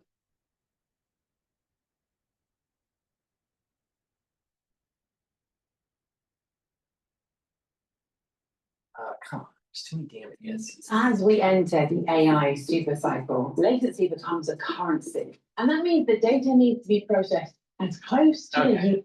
So if the problem is, and this is my take on it, and I'm a Republican, but I'm a strong constitutionalist, right? But interpretation of what the Constitution is may change over time. All right, there's a zeitgeist of the reading of the Constitution, unfortunately. But I think the original intent is really important, or the textualization of certain words at the time of the writing shows the intent of the founders.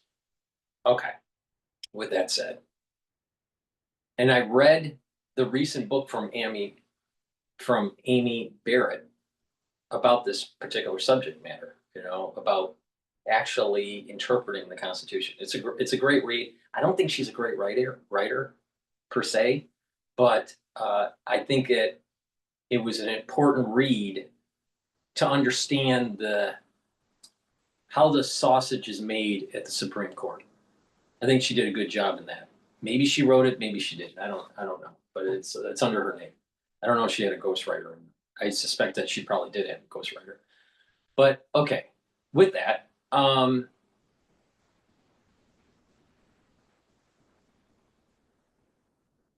the Supreme Court is going over this tariff case, and most of the justices are zooming in on this concept that did Congress give authority to the executive branch for taxation, especially in an emergency?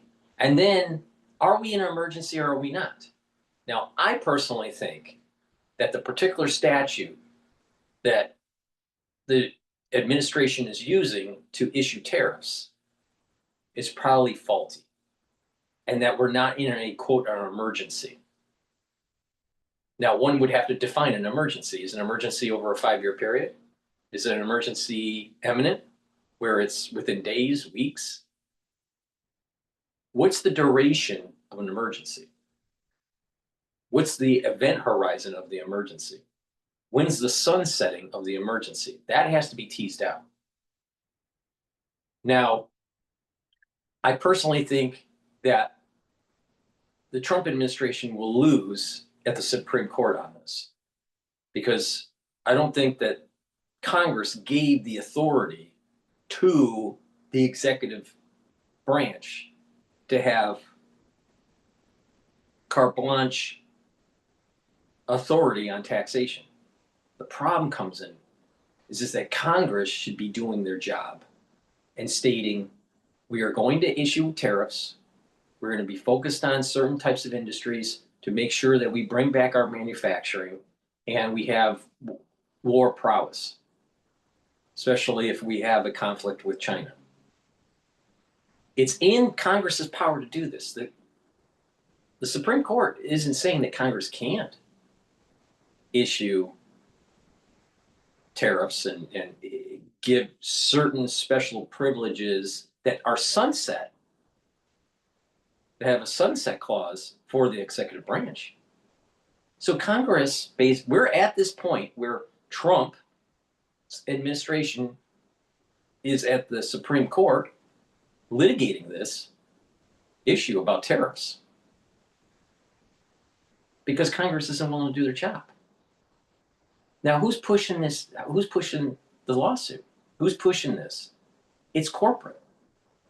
Now, corporate doesn't want to be taxed. Corporate has normally kept the taxations or the tariffs away because they captured Congress through K Street, through the PACs, through the campaign financing. And they tell the representatives in Congress, in the upper house and the lower house, don't have tariffs. Even though it's within your power, don't do tariffs. That's bad for the economy. That's bad, but it's really bad for their business. Because what happens is that when you bring back manufacturing, you're reducing the transnational capitalists, the globalist corporations, with the higher margin. You're reducing their high margin. Because what they do is they go to a low-cost center with less regulation and then sell the product back to the United States for a higher amount than if they were making it for a higher amount than what they made in the foreign country, right? So they have a profit. But if you compare that, if they made it domestically and they sold it at the same price, they would make less of a profit. Their margins would be less. So they're doing this labor arbitrage to have higher margins. Now, why do they need the higher margins? Because they have a stock price that they have to keep on justifying higher stock prices. And the only way to do that is to create more revenue, reduce expenses, or both. That's how it works. So they either create new products that people want, or the existing products have to have more margin. So you have to raise price or reduce costs or both. So if you bring back manufacturing to the United States, you're reducing this margin. So Nike, for example, they do their designs here, but they manufacture overseas. It costs them $10 to make a shoe or less, but they sell it to you for $150 or $125 or even more. Some shoes are less, but the average cost of Nike shoe is probably about $100 to $125 for a $10 shoe. Now, if they made it in the United States, it'd probably be about $25. They still have a decent profit, but it wouldn't be as much. And therefore, their high stock price would be brought down. So it's really about convincing Wall Street and investors to purchase and maintain shares in their company. They don't care about what's going on in the United States. They don't care about gutting the manufacturing and having economic prowess against our enemies. They don't care about that. All they care about is their quarterly report and how it'll look on Wall Street. So they're doing labor arbitrage. So these companies, they band together and they prevent Congress from actually levying tariffs on certain goods that may benefit the United States in the long run if we brought back some of that manufacturing and build up that economic clustering. So the real issue here isn't so much is Trump right or wrong on the use of these tariffs under a certain statute. The real issue is that Congress didn't do their job because they're captured by corporate special interests. Now, I'm a Republican, I'm a capitalist and all this, but I also realize that unfettered capitalism could be dangerous. And this hyper-globalization that we've had has gutted our manufacturing, reduced our economic clustering, and has made us less viable. Now, another bone of contention here is that Congress doesn't want to levy the tariffs on these companies because because these congressmen are captured, right? And these companies don't want to lose their profit margin. But also Congress knows that to keep getting voted in, they have to tell their constituents that they're going to get freebies. Well, the only way to pay for the freebies is to issue more debt because no one wants to be taxed. So they issue more debt. Who's going to buy the debt? The foreign companies, the foreign nationals will buy the debt because you have a foreign company that's making products and selling to the United States. The United States gives them dollars, American dollars, and they got to do something with those American dollars. And they usually buy bonds. They usually buy American bonds. And therefore, the government has the money that's coming in to fund the freebies with interest payments that go to the foreign countries. Now, people need to realize the only way to get revenues into the government are through tariffs, through taxes, and through debt issuance. The problem is that taxes reduce your ability as a consumer to purchase goods. If you're too taxed, you won't purchase goods because you don't have disposable income. If you issue too much debt, eventually the society, its tax revenue has to go to interest payments instead of to social programs or to infrastructure. So the society is less productive. And the tariffs, part of the tariff is going to be taxing the actual consumer, and part of it will be taxing the actual corporation. And it's not cut and dry. Not 100% goes right to the end user. So sometimes corporations absorb it, and it depends on the category. That's how it works. Now, for the society in general in the United States, it's better to actually have a tariff, not taxes, not regular taxes like federal tax or state tax. It's better to have a tariff. Because if you don't want to be taxed, you just don't buy the product.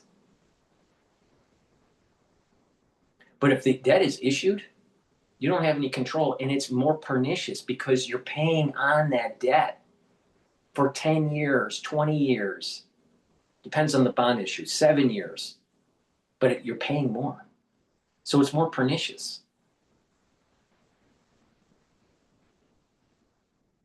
That's the real issue here. But the legalese, the lawyers, the judges are going to focus on this one word, do they have the power for tariffs or not? And they're missing the big picture here. Our economic clustering has been gutted because Congress has been taken over by multinational corporations. And Congress is feckless.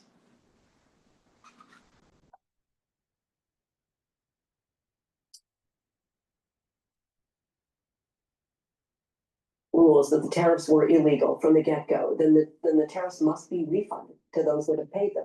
And if we look, to date through at least the end of August, that means about $88 to $100 billion worth of tariffs would need to be refunded to the importers that paid those tariffs in the first instance. Because but you had the Democrats saying that it's the end consumer that's absorbing it. Well, if that's the case, why doesn't the tariff cost go to the American consumer? Why isn't it this reimbursement? See, what's going to happen here? If there's, I don't think there's going to be a reimbursement. I think it's too complicated. But if you do a reimbursement and it goes to the corporations, then what has happened is that you've bought products, you've been partially tariffed. You're absorbing the tariff of some of this, about 1/3 to 50%. Most of it's 1/3. 1/3 of the cost of your goods that have been imported, you've absorbed that price. But 100% of the tariff is going back to the corporation that paid. See, what happens is that the corporation imports a good. The company has to pay a tariff to let's say that tariff is $100, right? That company has increased their products to be sold by $50. So they've absorbed $50 of the tariff and they've pushed it onto the consumer $50. And they've sold all the products and they brought in the money. So the corporation has sold all their products, they paid the tariff, their part of the tariff was $50. And the consumers paid a tariff of $50. All right, through just higher prices. The company has received all the money already. All the money. All right. So they paid the 50, and the company has been able to get back 50 from the end user. So the government looks at it as you paid 100. They don't see the end user paying 50. So they give 100 to the company. The company now has made 50. Not get reimbursed, made 50. If none of that tariff that's being reimbursed goes to the end user. So basically what has happened is that the end user is now this is what's going to happen. The end user has now transferred money to the multinational corporation. The multinational corporation actually made money on this whole fiasco. If no end user gets a reimbursement, now how are you going to manage making sure that every single product that you bought across the United States, that the proper end user gets reimbursed? It's impossible. And this is the problem that I have with these dipshits. This is that if you do a reimbursement for tariffs to the corporations that paid the tariff, then those corporations, just by, business ethics, should have to reimburse their customers the amount that they paid in higher prices.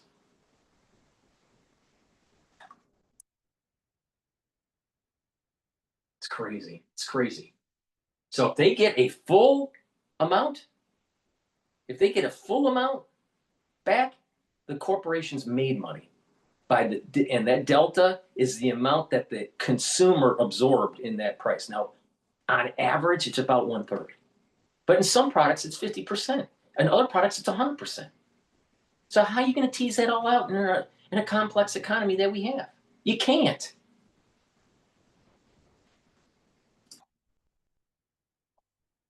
They're unlawful, then everyone is entitled to a refund with interest.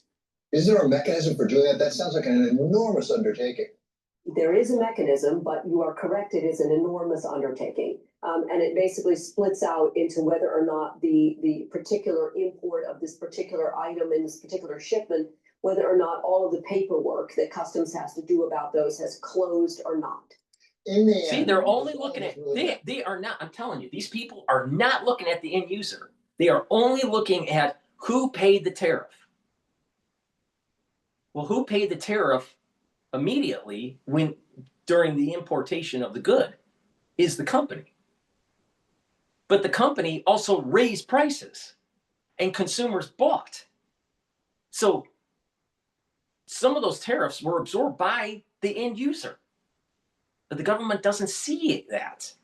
It's not documented. So the end user is literally giving money to the corporation because the government's going to use taxpayer money to repay the actual tariff. This is follow me. This is really important. The company paid $100. The company raised the prices on the product to absorb 50% of the tariff.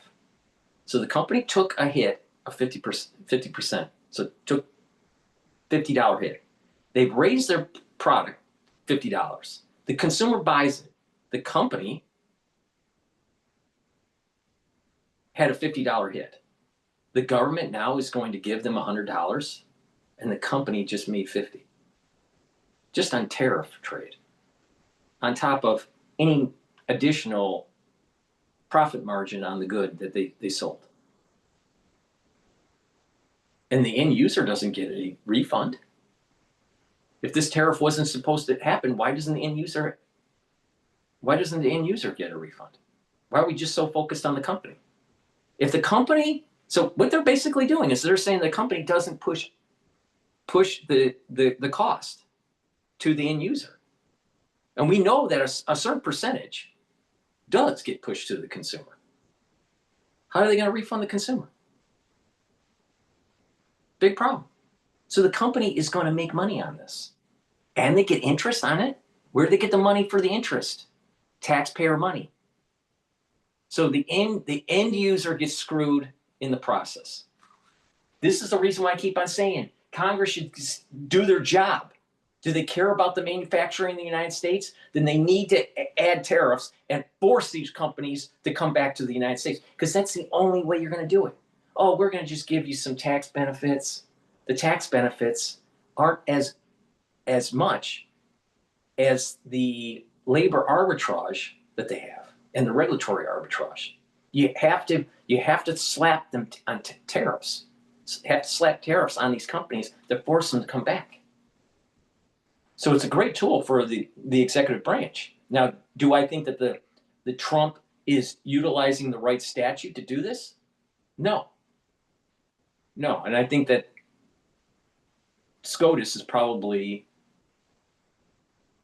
gonna strike down the usage of this tariff policy by the Trump administration. But Congress should be doing the right thing. But they won't. They won't, because they're beholden to the transnational capitalists. They're beholden to the global corporation.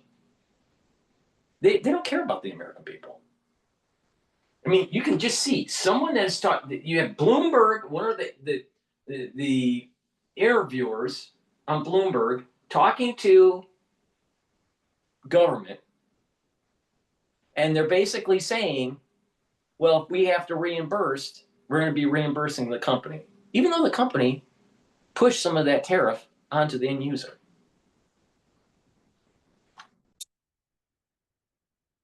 Another welfare transfer. The Reform Administration, they have alternatives. I mean, you know the numbers better than I do. Section 301, Section 201, Section 337. They have a lot of different routes that they can impose various regulations and tariffs under. Yes, and again, I do think it's very clear that the president loves tariffs. And so I think if the Supreme Court strikes down these tariffs, I do think you will see the president take up a number of these other laws and try to reimpose tariffs. But for me, there would be a pretty important distinction between them. First of all, with the one exception of the statute that's called Section 122, that would allow the president to declare that there is an emergency because we are experiencing a major balance of payments problems or currency difficulties. That would allow the president to impose a 15% across the board tariff on goods from every country, limited to 15% and limited to 150 days in length unless the Congress renewed it. All of the rest of the authorities that the president could turn to are going to be different than what he's done. In the normal course, we'll likely get a ruling from the Supreme Court either later this year or sometime next year on this important question. At the same time, sometimes the court likes to, as it were, duck the problem. What are the routes available to the Supreme Court? Such as, for example, there's a dispute over subject matter jurisdiction. What are the chances the Supreme Court say, you know what, we don't need to decide this, we'll remand it for further proceedings? That can happen. To me, if the Supreme Court is going to try to take a little bit of an off-ramp, a little bit of a compromise, and again, I think you've clearly seen the Chief Justice try to find, is there some compromise?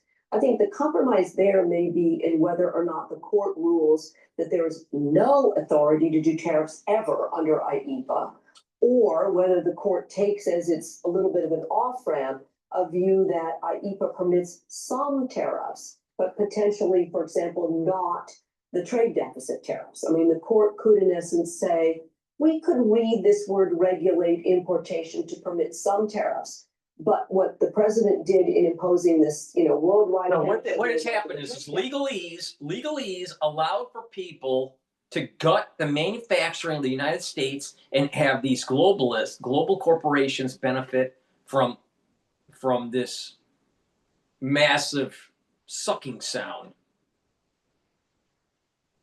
Americans didn't benefit from this.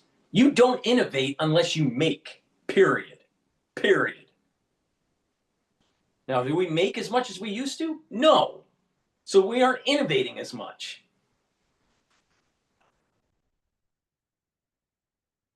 Okay, this is legal. It's so smart, they're stupid. Not do, because the Congress has given him this separate authority under Section 122. The one thing that I think ought to give the court real pause about interpreting this phrase regulate importation or exportation is the fact that it is well established as a matter of law that you should read a word to have the same meaning within the statute. And in our Constitution, there is a ban on putting tariffs on exports. And the phrase within IEPA is regulate importation or exportation. So what the Trump administration is asking the court to do is to read that phrase. Regulate imports means tariff imports, but don't tariff exports, because that would be unconstitutional. And so they're asking the court to read that word regulate to have two entirely different meanings in the exact same phrase of the exact same statute. And that, at least to me, is a very tall order. So when I step back from it and say, you know, how likely is it that the court is going to say, yes, Trump, you can do this? I think the answer is, I think they're going to say no. And I think they're going to say no largely because there are other statutes in which the president can impose tariffs. He doesn't need to twist and bend and torture. To solve the problem, you really need Congress to do their job, but they won't because they're captured and compromised. And we're going to have the gutting of our manufacturing base and our economic prowess based on a bunch of legalese.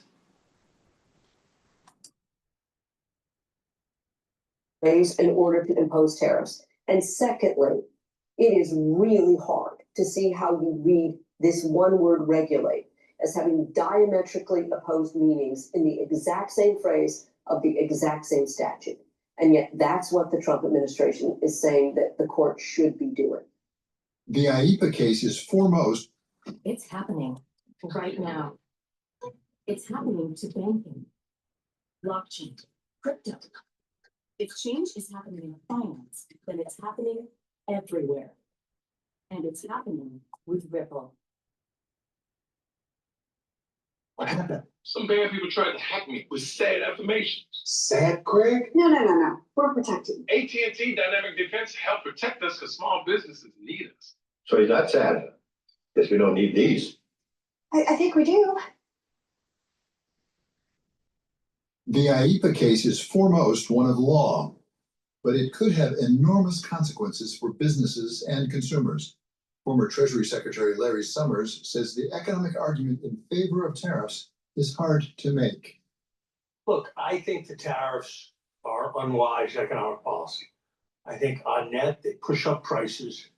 On net, they take money out of the hands of consumers. Okay, if Larry Summers is right about this, he's only partially right. It's about 1/3 to 50%, depending on the product. But the thing is that if he's right, let's just assume he's right 100%, which he's not. But let's just say he is. All right, and that the prices are going up, and it's taking money away from the end consumer. Why the hell would the government reimburse with interest the corporation that raised the prices and not give it to the end user? Why doesn't the government reimburse the end user, the American citizen that had to pay a higher price on a good or a service? Why? Come on, Larry. All you got to say is the end user needs to be reimbursed. It's not that hard. It's not that. I know you're a smart guy. I know that you used to be president of Harvard. I know that you also helped deregulate the banking industry that led to Lehman. You can do it. I know you can. Come on. And they're, in that sense, a self-inflicted supply shock that makes the Fed's job, makes everybody in the economy's job harder. So I think they are, for the most part, bad policy.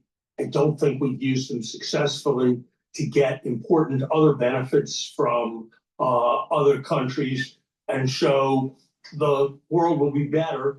The United States in particular will be better off. Indeed, the American manufacturing sector will be better off without these tariffs. The two magic words in the statute, extraordinary and unusual, it says, is what we need to do to declare this national emergency. That is at least largely a factual question. How extraordinary or unusual are these balance of trade deficits, which the president invoked? As an economist, how unusual are these trade deficits? I mean, I want to be fair, David, and recognize that there have been a lot of emergencies defined over time for a lot of different purposes, not all of which would be the kind of thing that if they happened in my family, we would call an emergency. So I think we do need to pay attention to the statutes and the history as well as that. And that's what the lawyers do and what the Supreme Court will deal with. But if you ask, is the United States in some kind of unprecedentedly disastrous situation of borrowing that is related to a lack of tariffs? The answer is absolutely not. If you ask the question, according to economics, are tariffs the right response to a foreign borrowing emergency? If there was a foreign borrowing emergency, the answer is no. The right measures would involve reducing the budget deficit, increasing the country's level of savings, for example. So I think it's pretty difficult to say that there's some aspect of the economic situation that's present today that hasn't been present for most of the last 25 years that would justify the invocation of emergency. However we got here, we certainly have a large and growing deficit and debt. One of the arguments that President Trump is making is these tariffs are helping us with that. It's bringing in revenue to reduce that debt and deficit. Just on that limited issue, is he right?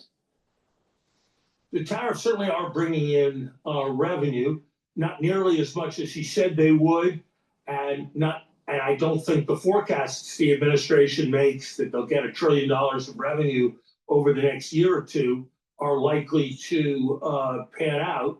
But yes, they are bringing in revenue, but they are also having other effects. They're holding interest rates higher than they would otherwise be. They are also slowing the economy, and those things make the deficit position worse. So I'm not sure that there's an important improvement in the budget deficit as a consequence of these tariffs. And certainly if you think of the budget deficit as some kind of emergency, these tariffs would be a very odd response to that kind of emergency. I don't know. Not one word about reimbursing the end user. And Summers thinks that most of the tariff is being paid by the end user, which it's not.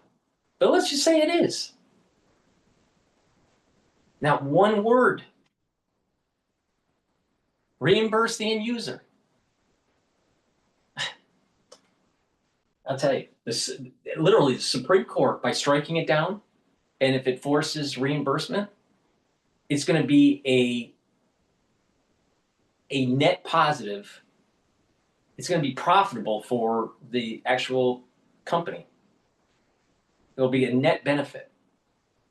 They'll get interest, and they're going to take the amount that the end user paid for in increased prices, and they're going to the government's going to give it to the corporation. Is that fair? Is that fair? How's that fair? I'm telling you, lawyers are stupid people. Lawyers in general, not all, but most lawyers, they went to law, not because they're smart, because smart people build stuff. Smart people can invent stuff. Lawyers, they just litigate, and cause more pernicious problems in the society.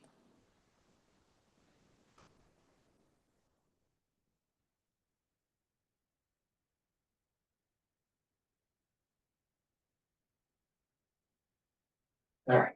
Please go to my store, the-studio-reykjavik.com. Get the digestive enzyme complex to help to break up your carbohydrates, proteins, and lipids, and to reduce the load on your digestive system. Taking digestive enzyme complex will help with your pancreas. Guess what? When you get older, your pancreas doesn't function as well. Please go to my store, the-studio-reykjavik.com. Take the digestive enzyme complex and help with your digestion of carbohydrates, proteins, and lipids. Olive leaf extract. It's dual purpose. Helps with your immune system and helps with your cardiovascular health. It brings down LDL levels, it increases your HDL levels, and brings down inflammation. And when you do that, you're reducing plaque formation.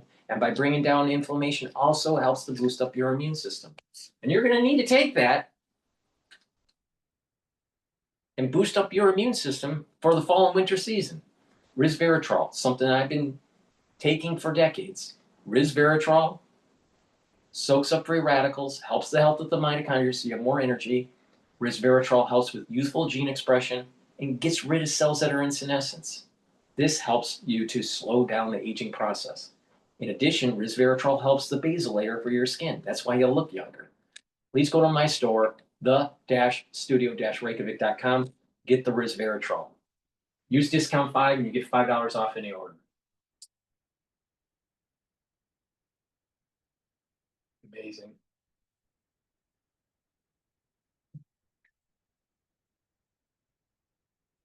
All right, let's listen to Victor Hansen here about China. What if you could clean your retainer at the touch of a button? No more brushing or tablets. Over 4 years ago, our team of engineers knew there had to be a quicker, easier, and more. Donald Trump just met recently with Chinese leader Xi Jinping. They were trying to resolve the growing tensions over trade and tariffs. The United States did pretty well. We agreed to lower tariffs. They're still going to be nominally 47% on incoming Chinese goods, but China in return is going to drop tariffs against us. It's going to buy U.S. soybeans, and it's going to stop its blockade or embargo of rare earth materials. And so there was a give and take. But the question I have is why now, after all of this rhetoric of resistance, why is it willing to even talk to Donald Trump? I thought we were going to be in a trade war. I thought China was winning. The answer is that I guess Donald Trump exposed China for what it is.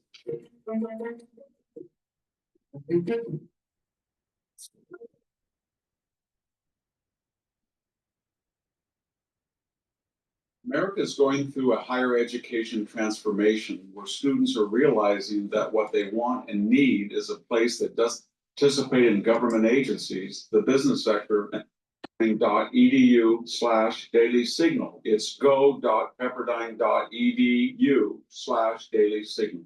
Hello, this is Victor Davis Hansen for the Daily Signal. Donald Trump just met recently with Chinese leader Xi Jinping, and they had a mini summit of sorts, not a long one, but they were trying to resolve the growing tensions over trade and tariffs.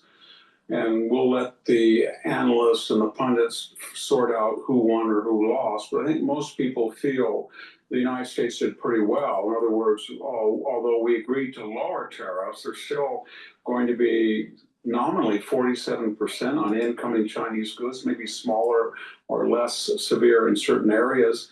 But China in return is going to drop tariffs against us, restrictions about sending things into China, it's going to buy U.S. soybeans, and it's going to stop its blockade or embargo of rare earth materials. And so there was a give and take. But the question I have is why now is China willing, after all of this rhetoric of resistance, why is it willing to even talk to Donald Trump? I thought we were going to be in a trade war. I thought China was winning. And the answer is that I guess Donald Trump exposed China for what it is. We have been told by people on the right and left, if you gave China leeway, space, exemptions, forget about them cheating on copyrights, patents, forget about them manipulating currency, dumping product below the price of production, cost of production. Forget about their Belt and Road neo-imperialistic mercantile system. Forget all about that. They were even more insidious. The way that they transfer technology that they don't have and cannot produce is to send over 300,000 students and hope that 1 or 2 or 3%, several hundred or several thousand, would then engage in U.S. industry, universities, corporations, and send that expertise back. And they have been doing that for 30 or 40 years. There's another thing they do. They look and encourage DEI. They really think it's a great idea that we have dropped over the last 5 or 6 years meritocratic standards because they had done it in their own past. They know what Mao did. He took the intellectuals, he took the engineers, the scientific community, put them out in the field and treated them like peasants. This was his cultural revolution. 70 million people died, but more importantly, merit was not important. Ideology, that is communist ideology of the Chinese sort, made people get promoted or fired. And the result was China's economy imploded and people starved. And China thinks gosh, this is really good that the United States is doing this. We got to really encourage how people that are Asian and people who are non-white are maltreated by the U.S. They also did it with the open border. They encourage it. They sent fentanyl in there that killed 70,000 people since 1999, probably when we first started to be aware and to document these accidental and deaths and suicide by fentanyl.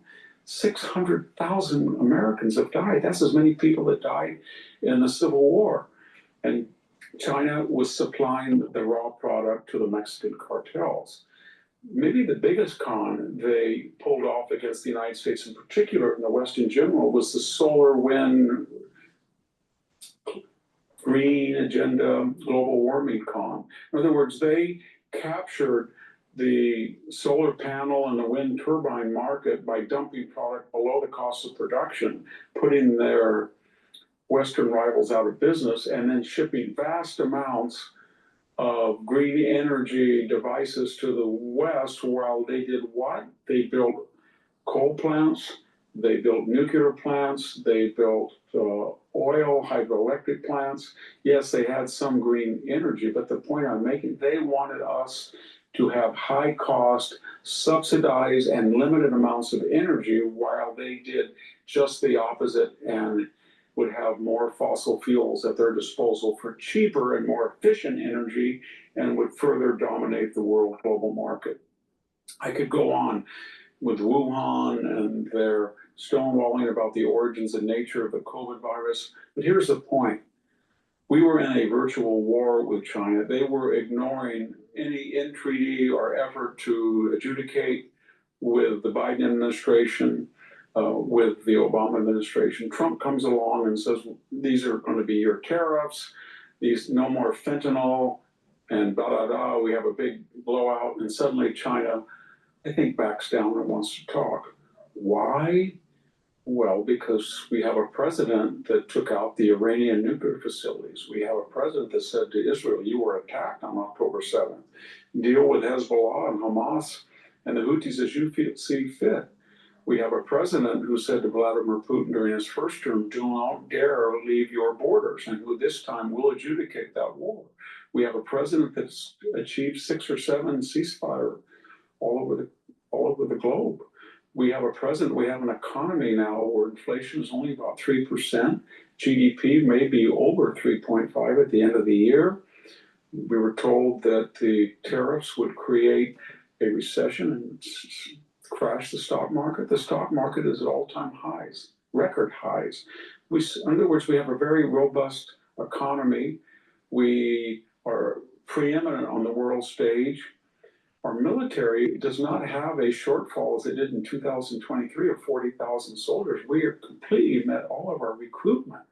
We're looking at all new types of weaponry, smaller companies, drones, artificial intelligence, robotics. It's a very dynamic time, both in the civilian sphere and in our military. Add it all up, and China says to itself, oh my gosh, we thought that the Americans were asleep.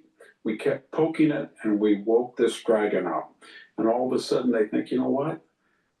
We better be careful about buying farmland next to U.S. military bases. I thought they didn't care, or they were too weak to stop us. We got to be careful about sending balloons across the United States. They'll shoot it down in 2 seconds. We've got to be very careful about cyber warfare. We won't go to Alaska and dress down and insult their diplomats like we did with Sullivan and Anthony Blinken.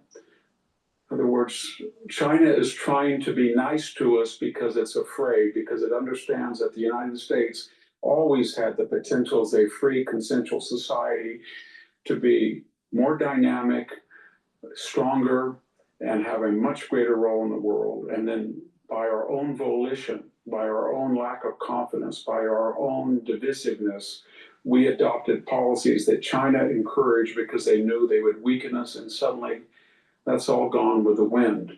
It's as if the United States said to China, you think you're winning and you think you're going to take advantage of us. We're in a renaissance, and all we have to say is, not yet, China, not yet. Please go to my store, the-studio-reykjavik.com, and get the Good Night Formulas This will help you to get into those 3 to 5 cycles of REM sleep and deep sleep to consolidate memory, detoxify your central nervous system, and be well rested. When you do this regularly, you're going to slow down the aging process. This has tryptophan, melatonin, GABA, and passion flower. Take the Good Night formula every night, drink it with filtered water. Omega-3 helps your cardiovascular health. It brings down inflammation and helps your lipid profile. Super important. And it prevents your red blood cells from overclotting. Vitamin B complex, super important if you're 40 years of age or older.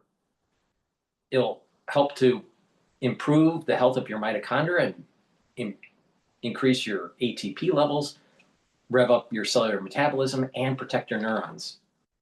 Clarity factor, the very powerful neurostack, gets rid of that brain fog, allows you to concentrate on tasks, and over time increases your neuroplasticity, your positive neuroplasticity. That way you're thinking faster and your memory is improved. Please go to my store, the-studio-reykjavik.com. Take the Clarity Factor every day, especially if you're a student. And vitamin D. Vitamin D is super important. It allows you to absorb calcium. If you do resistance training, it'll help to create denser bone, super important. And vitamin D3 helps to get rid of cells that need to go into apoptosis, especially if they're infected. And vitamin D3 helps the cardiovascular system. Please go to my store and get the vitamin D3. All right, let's go to Hugh Hewitt. Talking about Mamdani, the communist. Evening, Grace America. I am Hugh Hewitt, joined by the one and only Ben Dominant. She is host of the Big Ben podcast and editor at large at The Spectator. Of course, she's a Fox News contributor. And Ben, welcome. I'm going to go in reverse order of the Big Ben podcast this week because I find your conversation with Charles Murray to be fabulous. And it reminded me of, until he died, Pitch was about a weekly guest on the Hugh Hewitt show. And He's a conservative. I don't mind him, all right? But I guarantee you that he won't say anything about Plato, saying that Plato warned us in the Republic that democracy through the mob rule of the plebs will lead to tyranny. What are we seeing in New York today? The beginnings of tyranny. I guarantee you that he's not going to talk about the Enlightenment by John Locke, about life, liberty, and property, and how that's the foundation of our life, liberty, and pursuit of happiness. And that our Constitution is a constitutional republic, guaranteeing property rights, because our founding fathers understood that mob rule could try to take away those property rights. That's why we're not a democracy. We're a constitutional republic. But what does Mamdani want? He wants to take away your property. So Mamdani is anti-enlightenment, pro-Marxist. And not only that, he's the Trojan horse to allow in a caliphate into the United States. The heart of the United States, New York City. Now we have a Trojan horse that's going to push in a caliphate. Thank you, America. God. All right. Conservatives need to start citing Plato. Conservatives need to start citing the issues that Nietzsche saw with the slave morality and the virtues of the master morality. Now, people will misinterpret what those terms mean. You need to listen to Nietzsche, all right? Because your modern interpretation of words is just wrong. Now, in addition, we need to be very forceful against Marxism. And we need to be pro-enlightenment. And the idea that our property rights are important to protect because the mob will try to take it away.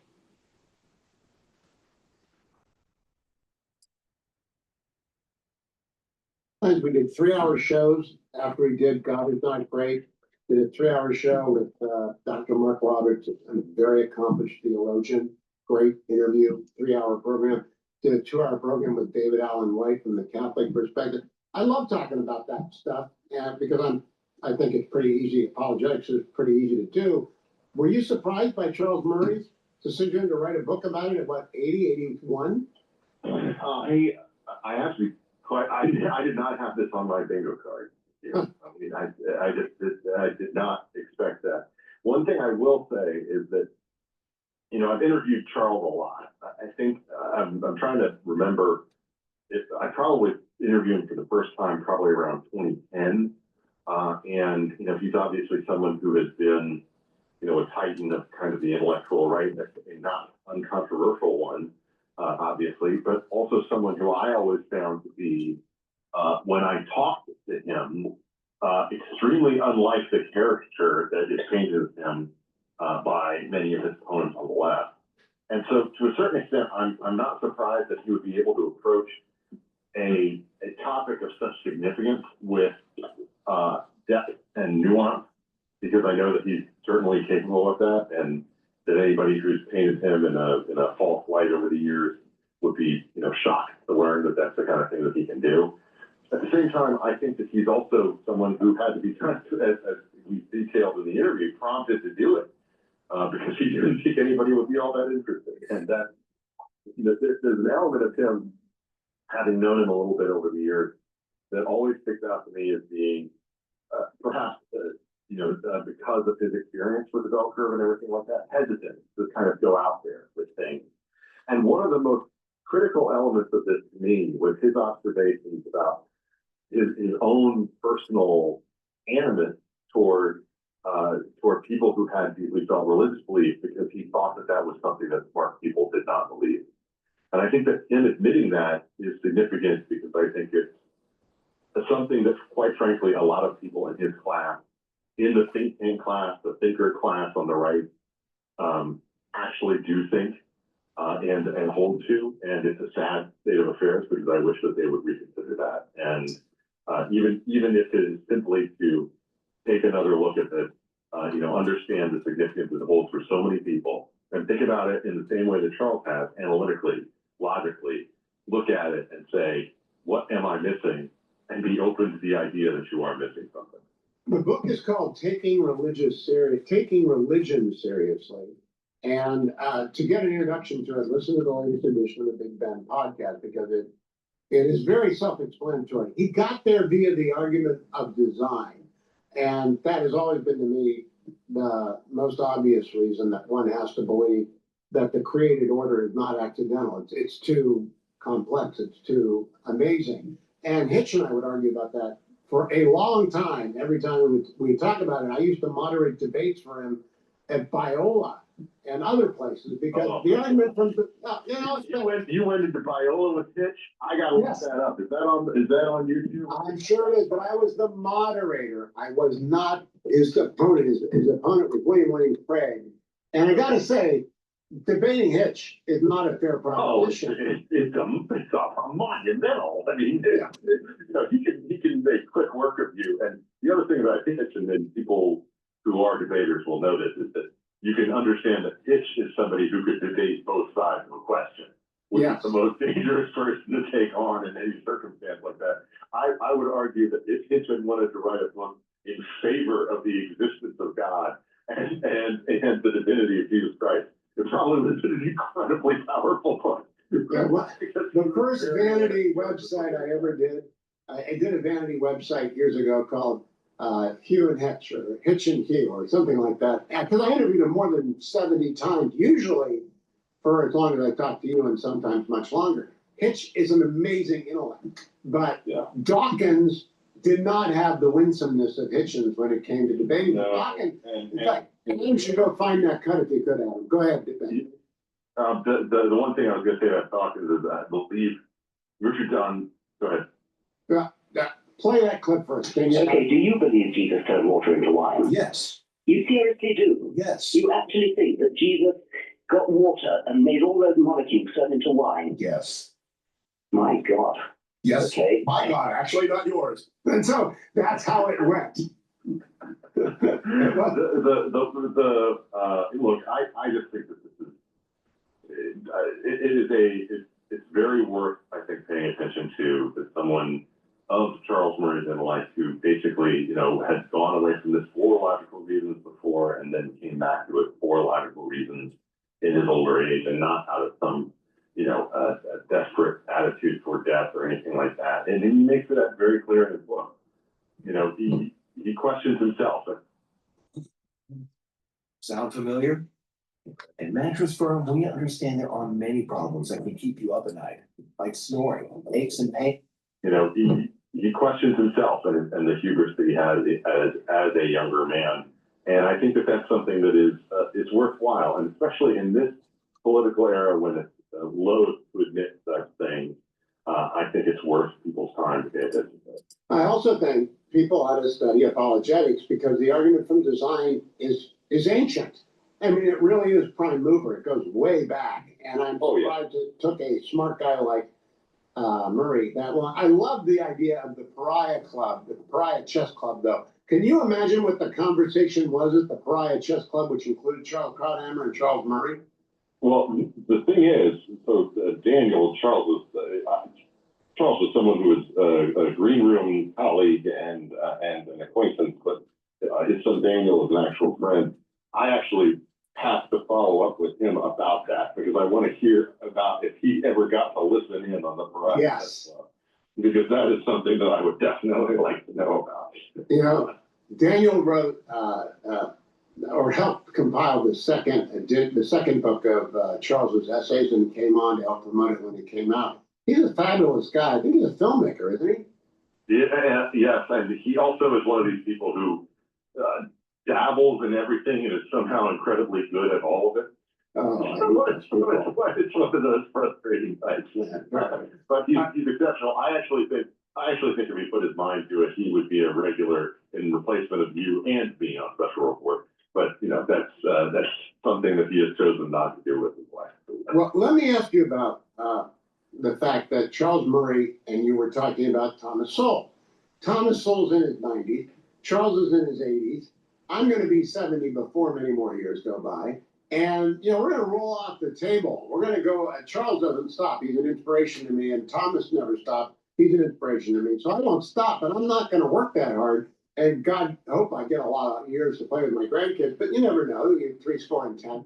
Do you think the public intellectual arena is doing a good job of teeing up the next generation? I wish it was doing a better job. Unfortunately, I don't think that it's really nailing it. And I think a big part of that is the distraction currently of different and various methods of media.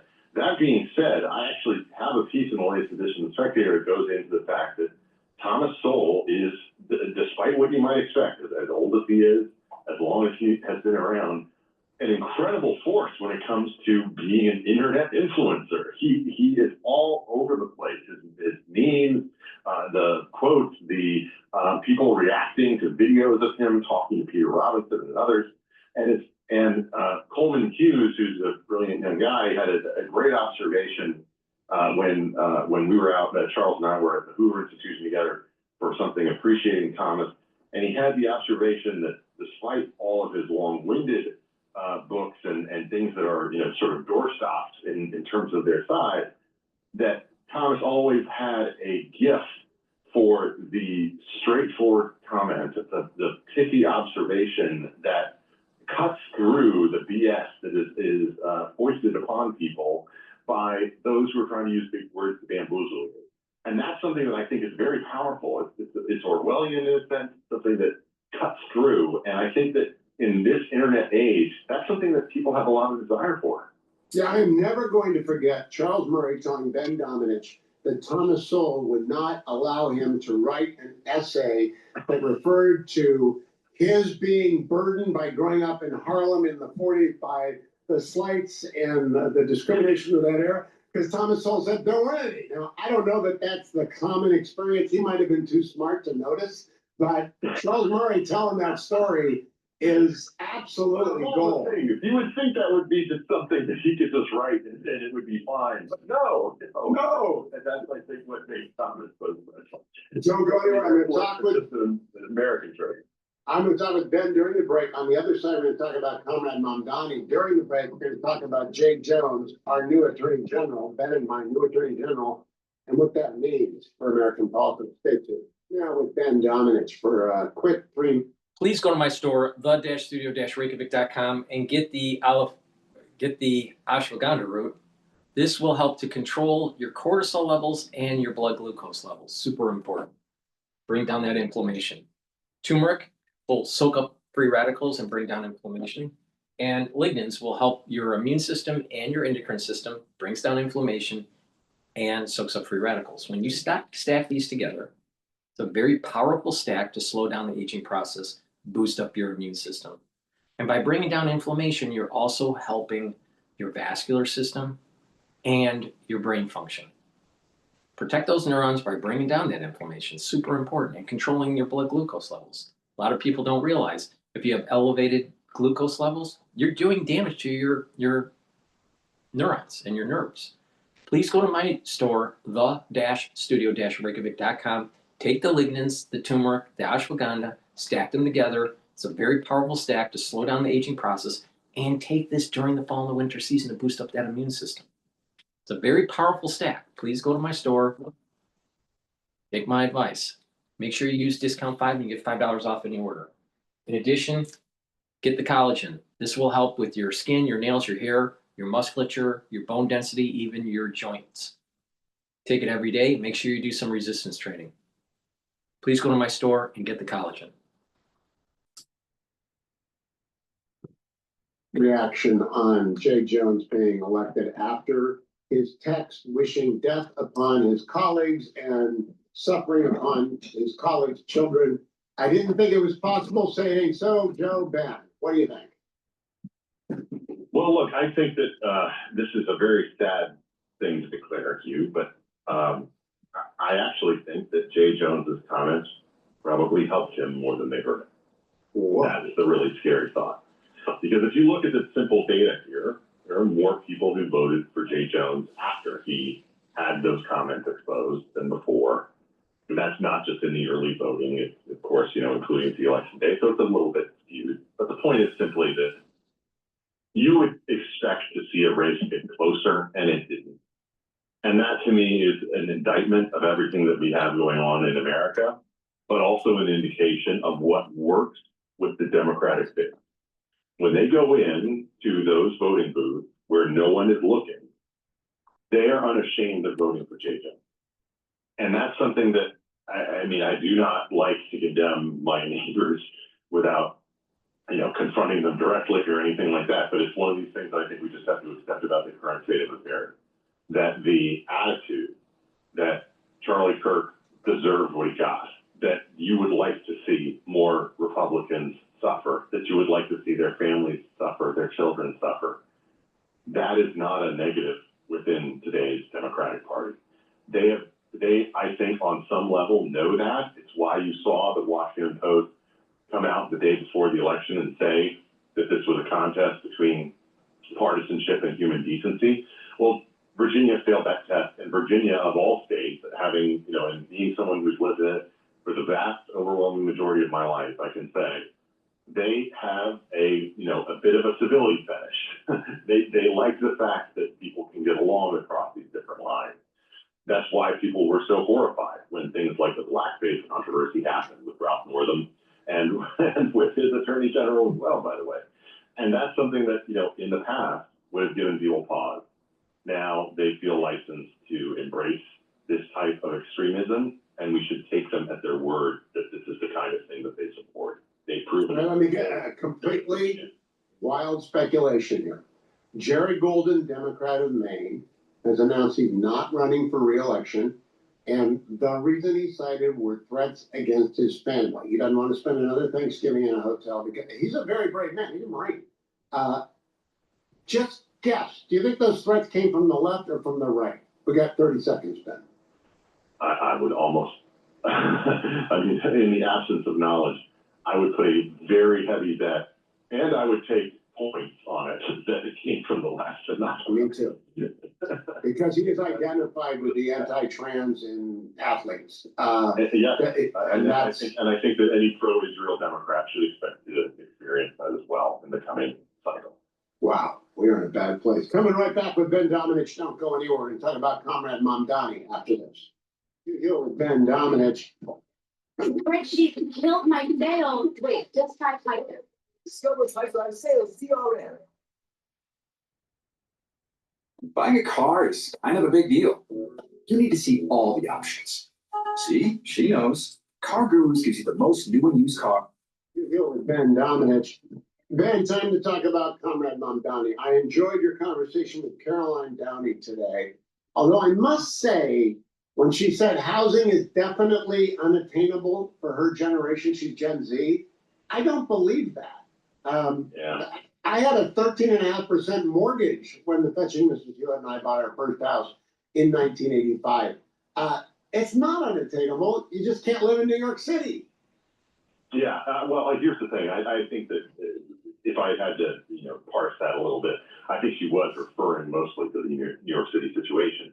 But I agree with you. And I also think, by the way, that there's a lot of things that have to do with this that are simply about attitudes towards saving and managing money that the youth no longer have, meaning that you have certain things that you assume you have to pay for in order to have a conceivable life. And I know that I've whined about this in the last segment of the show, but the simple fact that we have the kind of outpouring of expenditures toward content is something that, in the past, with I grew up in a family that had radishes. We didn't have cable until after I went to college. And so the idea that these things are all completely necessary for a life, look, it's the kind of thing where I'm not asking you to be to suddenly be a trad wife when it comes to managing, baking your own bread and buying flour in gigantic, drums from Costco. It's more along the lines of saying, look, you can save for these kinds of things, and yes, it is not ideal, but frankly, you're going to get a lot more out of it than you will out of that college education. It's depending on where you go. And you also are going to be, I think, in a position where if you make the right choices along those lines, you can afford it. This is the problem, though, because that's all of that I just said to you. That's oatmeal. That is serving people the rule that they do not want to hear in this day and age. Look, it's the reality, but it's also something that Republicans haven't figured out a way to really message in response to. At the same time, I just have to say that it is a stunning factor of the shallow nature of young women in New York City that they would go for Mamdani by the numbers that they did, simply because he's a cute guy who looks good when he smiles. I'm sorry, that is just a fact. That's a reality. The human nature is what it is, and dressing up socialism in the form of a young, good-looking guy who does not have the various ephemera of food that seems to always be attached to Bernie Sanders' blazers is a significant upgrade for socialism.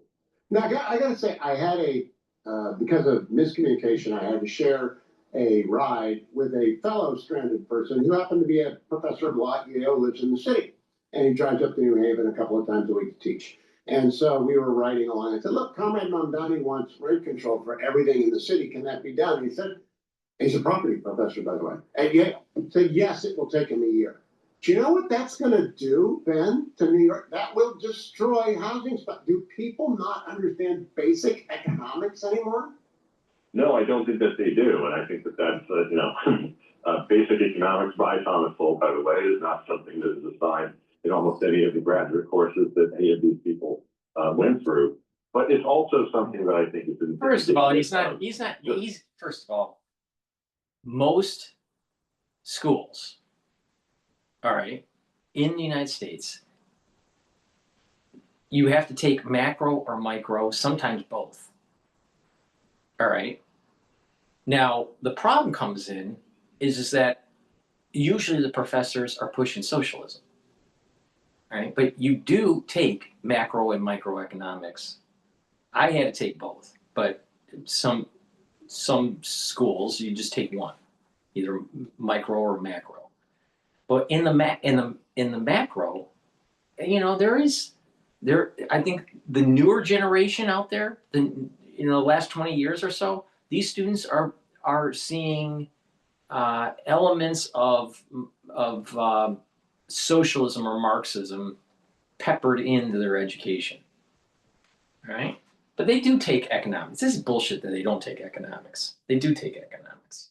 The problem is that when they take their psychology or sociology classes, they're really gearing for this whole inequality. You need, this gender dysphoria, the wokeism.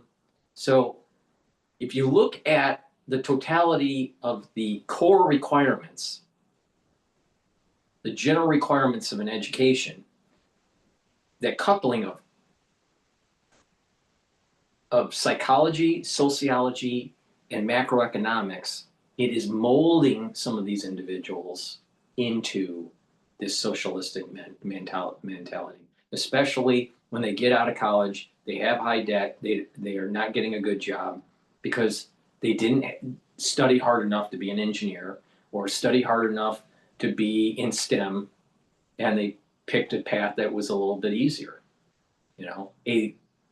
A humanities degree is easier than an engineering degree, right?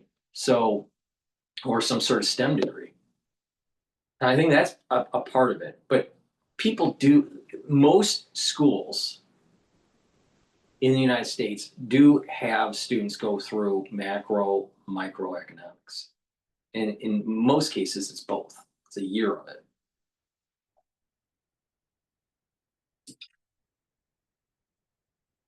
People not understanding that socialism, as much as it sounds good, has never delivered on these promises. It cannot deliver on these promises, and it will not deliver on these promises. And that's why I think ultimately Mamdani is going to spawn imitators, but they will be stylistic imitators, as opposed to people who promise the kind of ridiculous, unicorns for everyone things that he has promised, because they're ultimately going to be unachievable. At the same time, you're going to see, I think, an incredible level of spin from, MS, from CNN to the degree that they can, from the Condé Nast folks who've already been plastering him all over their covers. They are going to spin this as much as they can until it becomes undeniable that he is failing. And then we'll see how they deal with it. One thing that I do think is hilarious, though, is I think that AOC should be thanking her lucky stars that Zoran Mamdani is not eligible to run for president. You bet. Because the simple fact is... Right. That's true. He sounds like, Zoran Mamdani sounds like Barack Obama, but he's not going to be president because he's a naturalized citizen. Please go to my store, the-studio-reykjavik.com, and get the citrus deodorant or the peppermint lavender and tea tree deodorant. It's dual purpose. Use it as a deodorant and it will help to detoxify your body. It's made from essential oils from the Himalayas, extremely high quality ingredients. It's for males and females. Get a couple bars for your household. Help support the work that I do and help support your health and wellness. And get the drops and lozenges for the fall and winter season. And they're great as a gift for stockings for the holiday season. Get the drops in honey and lemon, in cherry flavor, or even in blueberry. I also have the lozenges in elderberry zinc. These are very high quality drops and lozenges. You take them right when you have that throat irritation or someone around you has an issue. So please be prepared for the fall and the winter season. Mitigate the problem right away. Go to my store and get the deodorants and the lozenges and drops. Use discount 5, you get $5 off any order.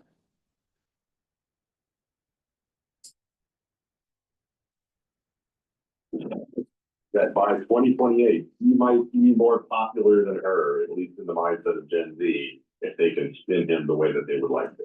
Now, Ben, I'm hoping out loud and in print that the Republican National Committee Digital Division has already set up a war room to follow the Mamdani record his promises, his delivery, where are the grocery stores, where are the free buses, where's the rent control? Do you think they know he's their face that they've got to focus on and follow the Alinsky, the rules for radicals for Alinsky, objectify and ridicule? It's going to be ridiculous what he does. You think the RNC is ready for that? I don't think they are. I think that they've been deluding themselves a little bit about the nature of this threat for a while. And it's unfortunate because I think it's been pretty clear. And look, we haven't talked about it, and there's too little time left to talk about it in this segment. But the simple fact is, this is a horseshoe theory situation. To see the kind of, Hugh, I don't know if you've seen the list of demands that the DSA had leaked about what they want from this Mamdani regime. No, I have not. Every single one, you can find it on X.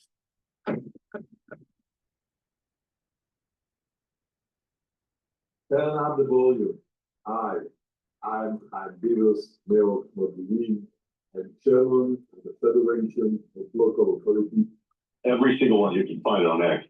All of them have to do with Israel. All of them have to do with,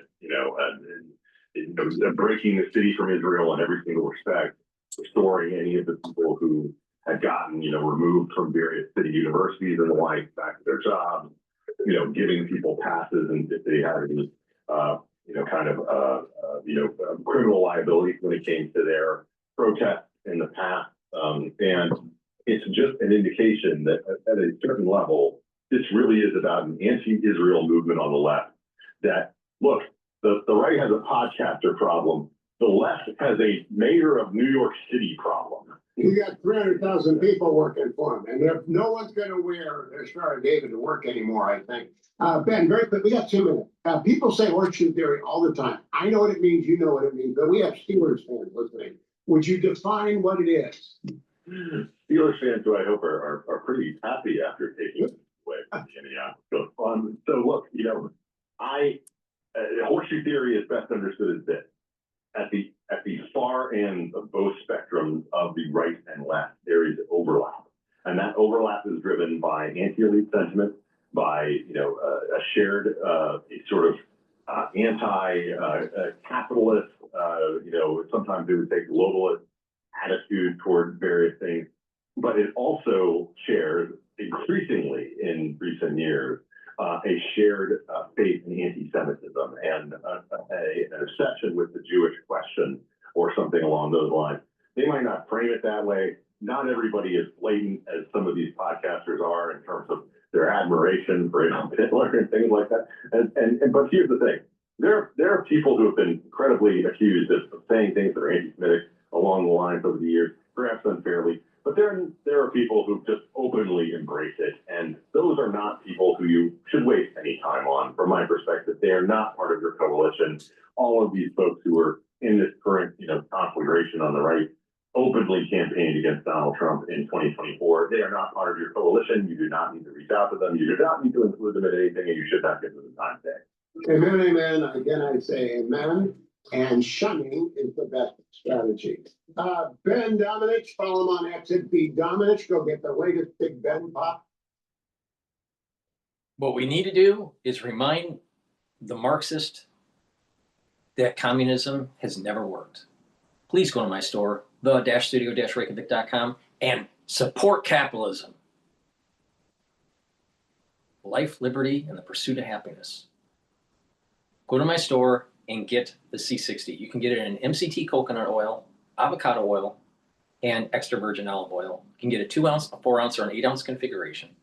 It is cheaper per ounce to get the higher ounce configuration. Take a teaspoon a day, every day. Preferably on an empty stomach, like in the morning. Take it every day, and what we'll do is it's going to soak up free radicals 1,000 times more potent than a molecule of vitamin C. One molecule of C60 is 1,000 times stronger than a molecule of vitamin C. Now, soaking up those free radicals at the cellular level is going to improve the cell's performance, reduce the stress in the cell, and improve the energy creation of the cell. It soaks up free radicals and it helps the health of the mitochondria. You'll have more ATP and you'll have more energy. You'll start feeling the effects of this within 2 months. In addition, by soaking up those free radicals regularly, your tissues and your organ systems will perform better. Your immune system will perform better. Your endocrine system will perform better, even your brain. Why? Because by soaking up free radicals at the neuron level, your neurons will perform better, have less stress, and have more energy. So it's producing more neurotransmitters. And over time, you'll have positive neuroplasticity. In addition, by soaking up free radicals at the vascular level, you're reducing the concentration of oxidized LDL. When you have less oxidized LDL, you have less plaque formation. So to help your cardiovascular health, taking C60 is super important. And within 1 year, you're going to notice visibly you look younger. Please go to my store, take a teaspoon a day every day. Use discount 5 and you get $5 off anywhere. This is a cornerstone to slowing down the aging process. Please go to my store and get the C60. It stacks really well with resveratrol, clarity factor, NAD+, and ubiquinol. Click the link in the description, go to my website, and get the great products that I offer. Make sure you use discount 5. Go to my store, the-studio-reykjavik.com. Thank you for listening. That's the end of the broadcast.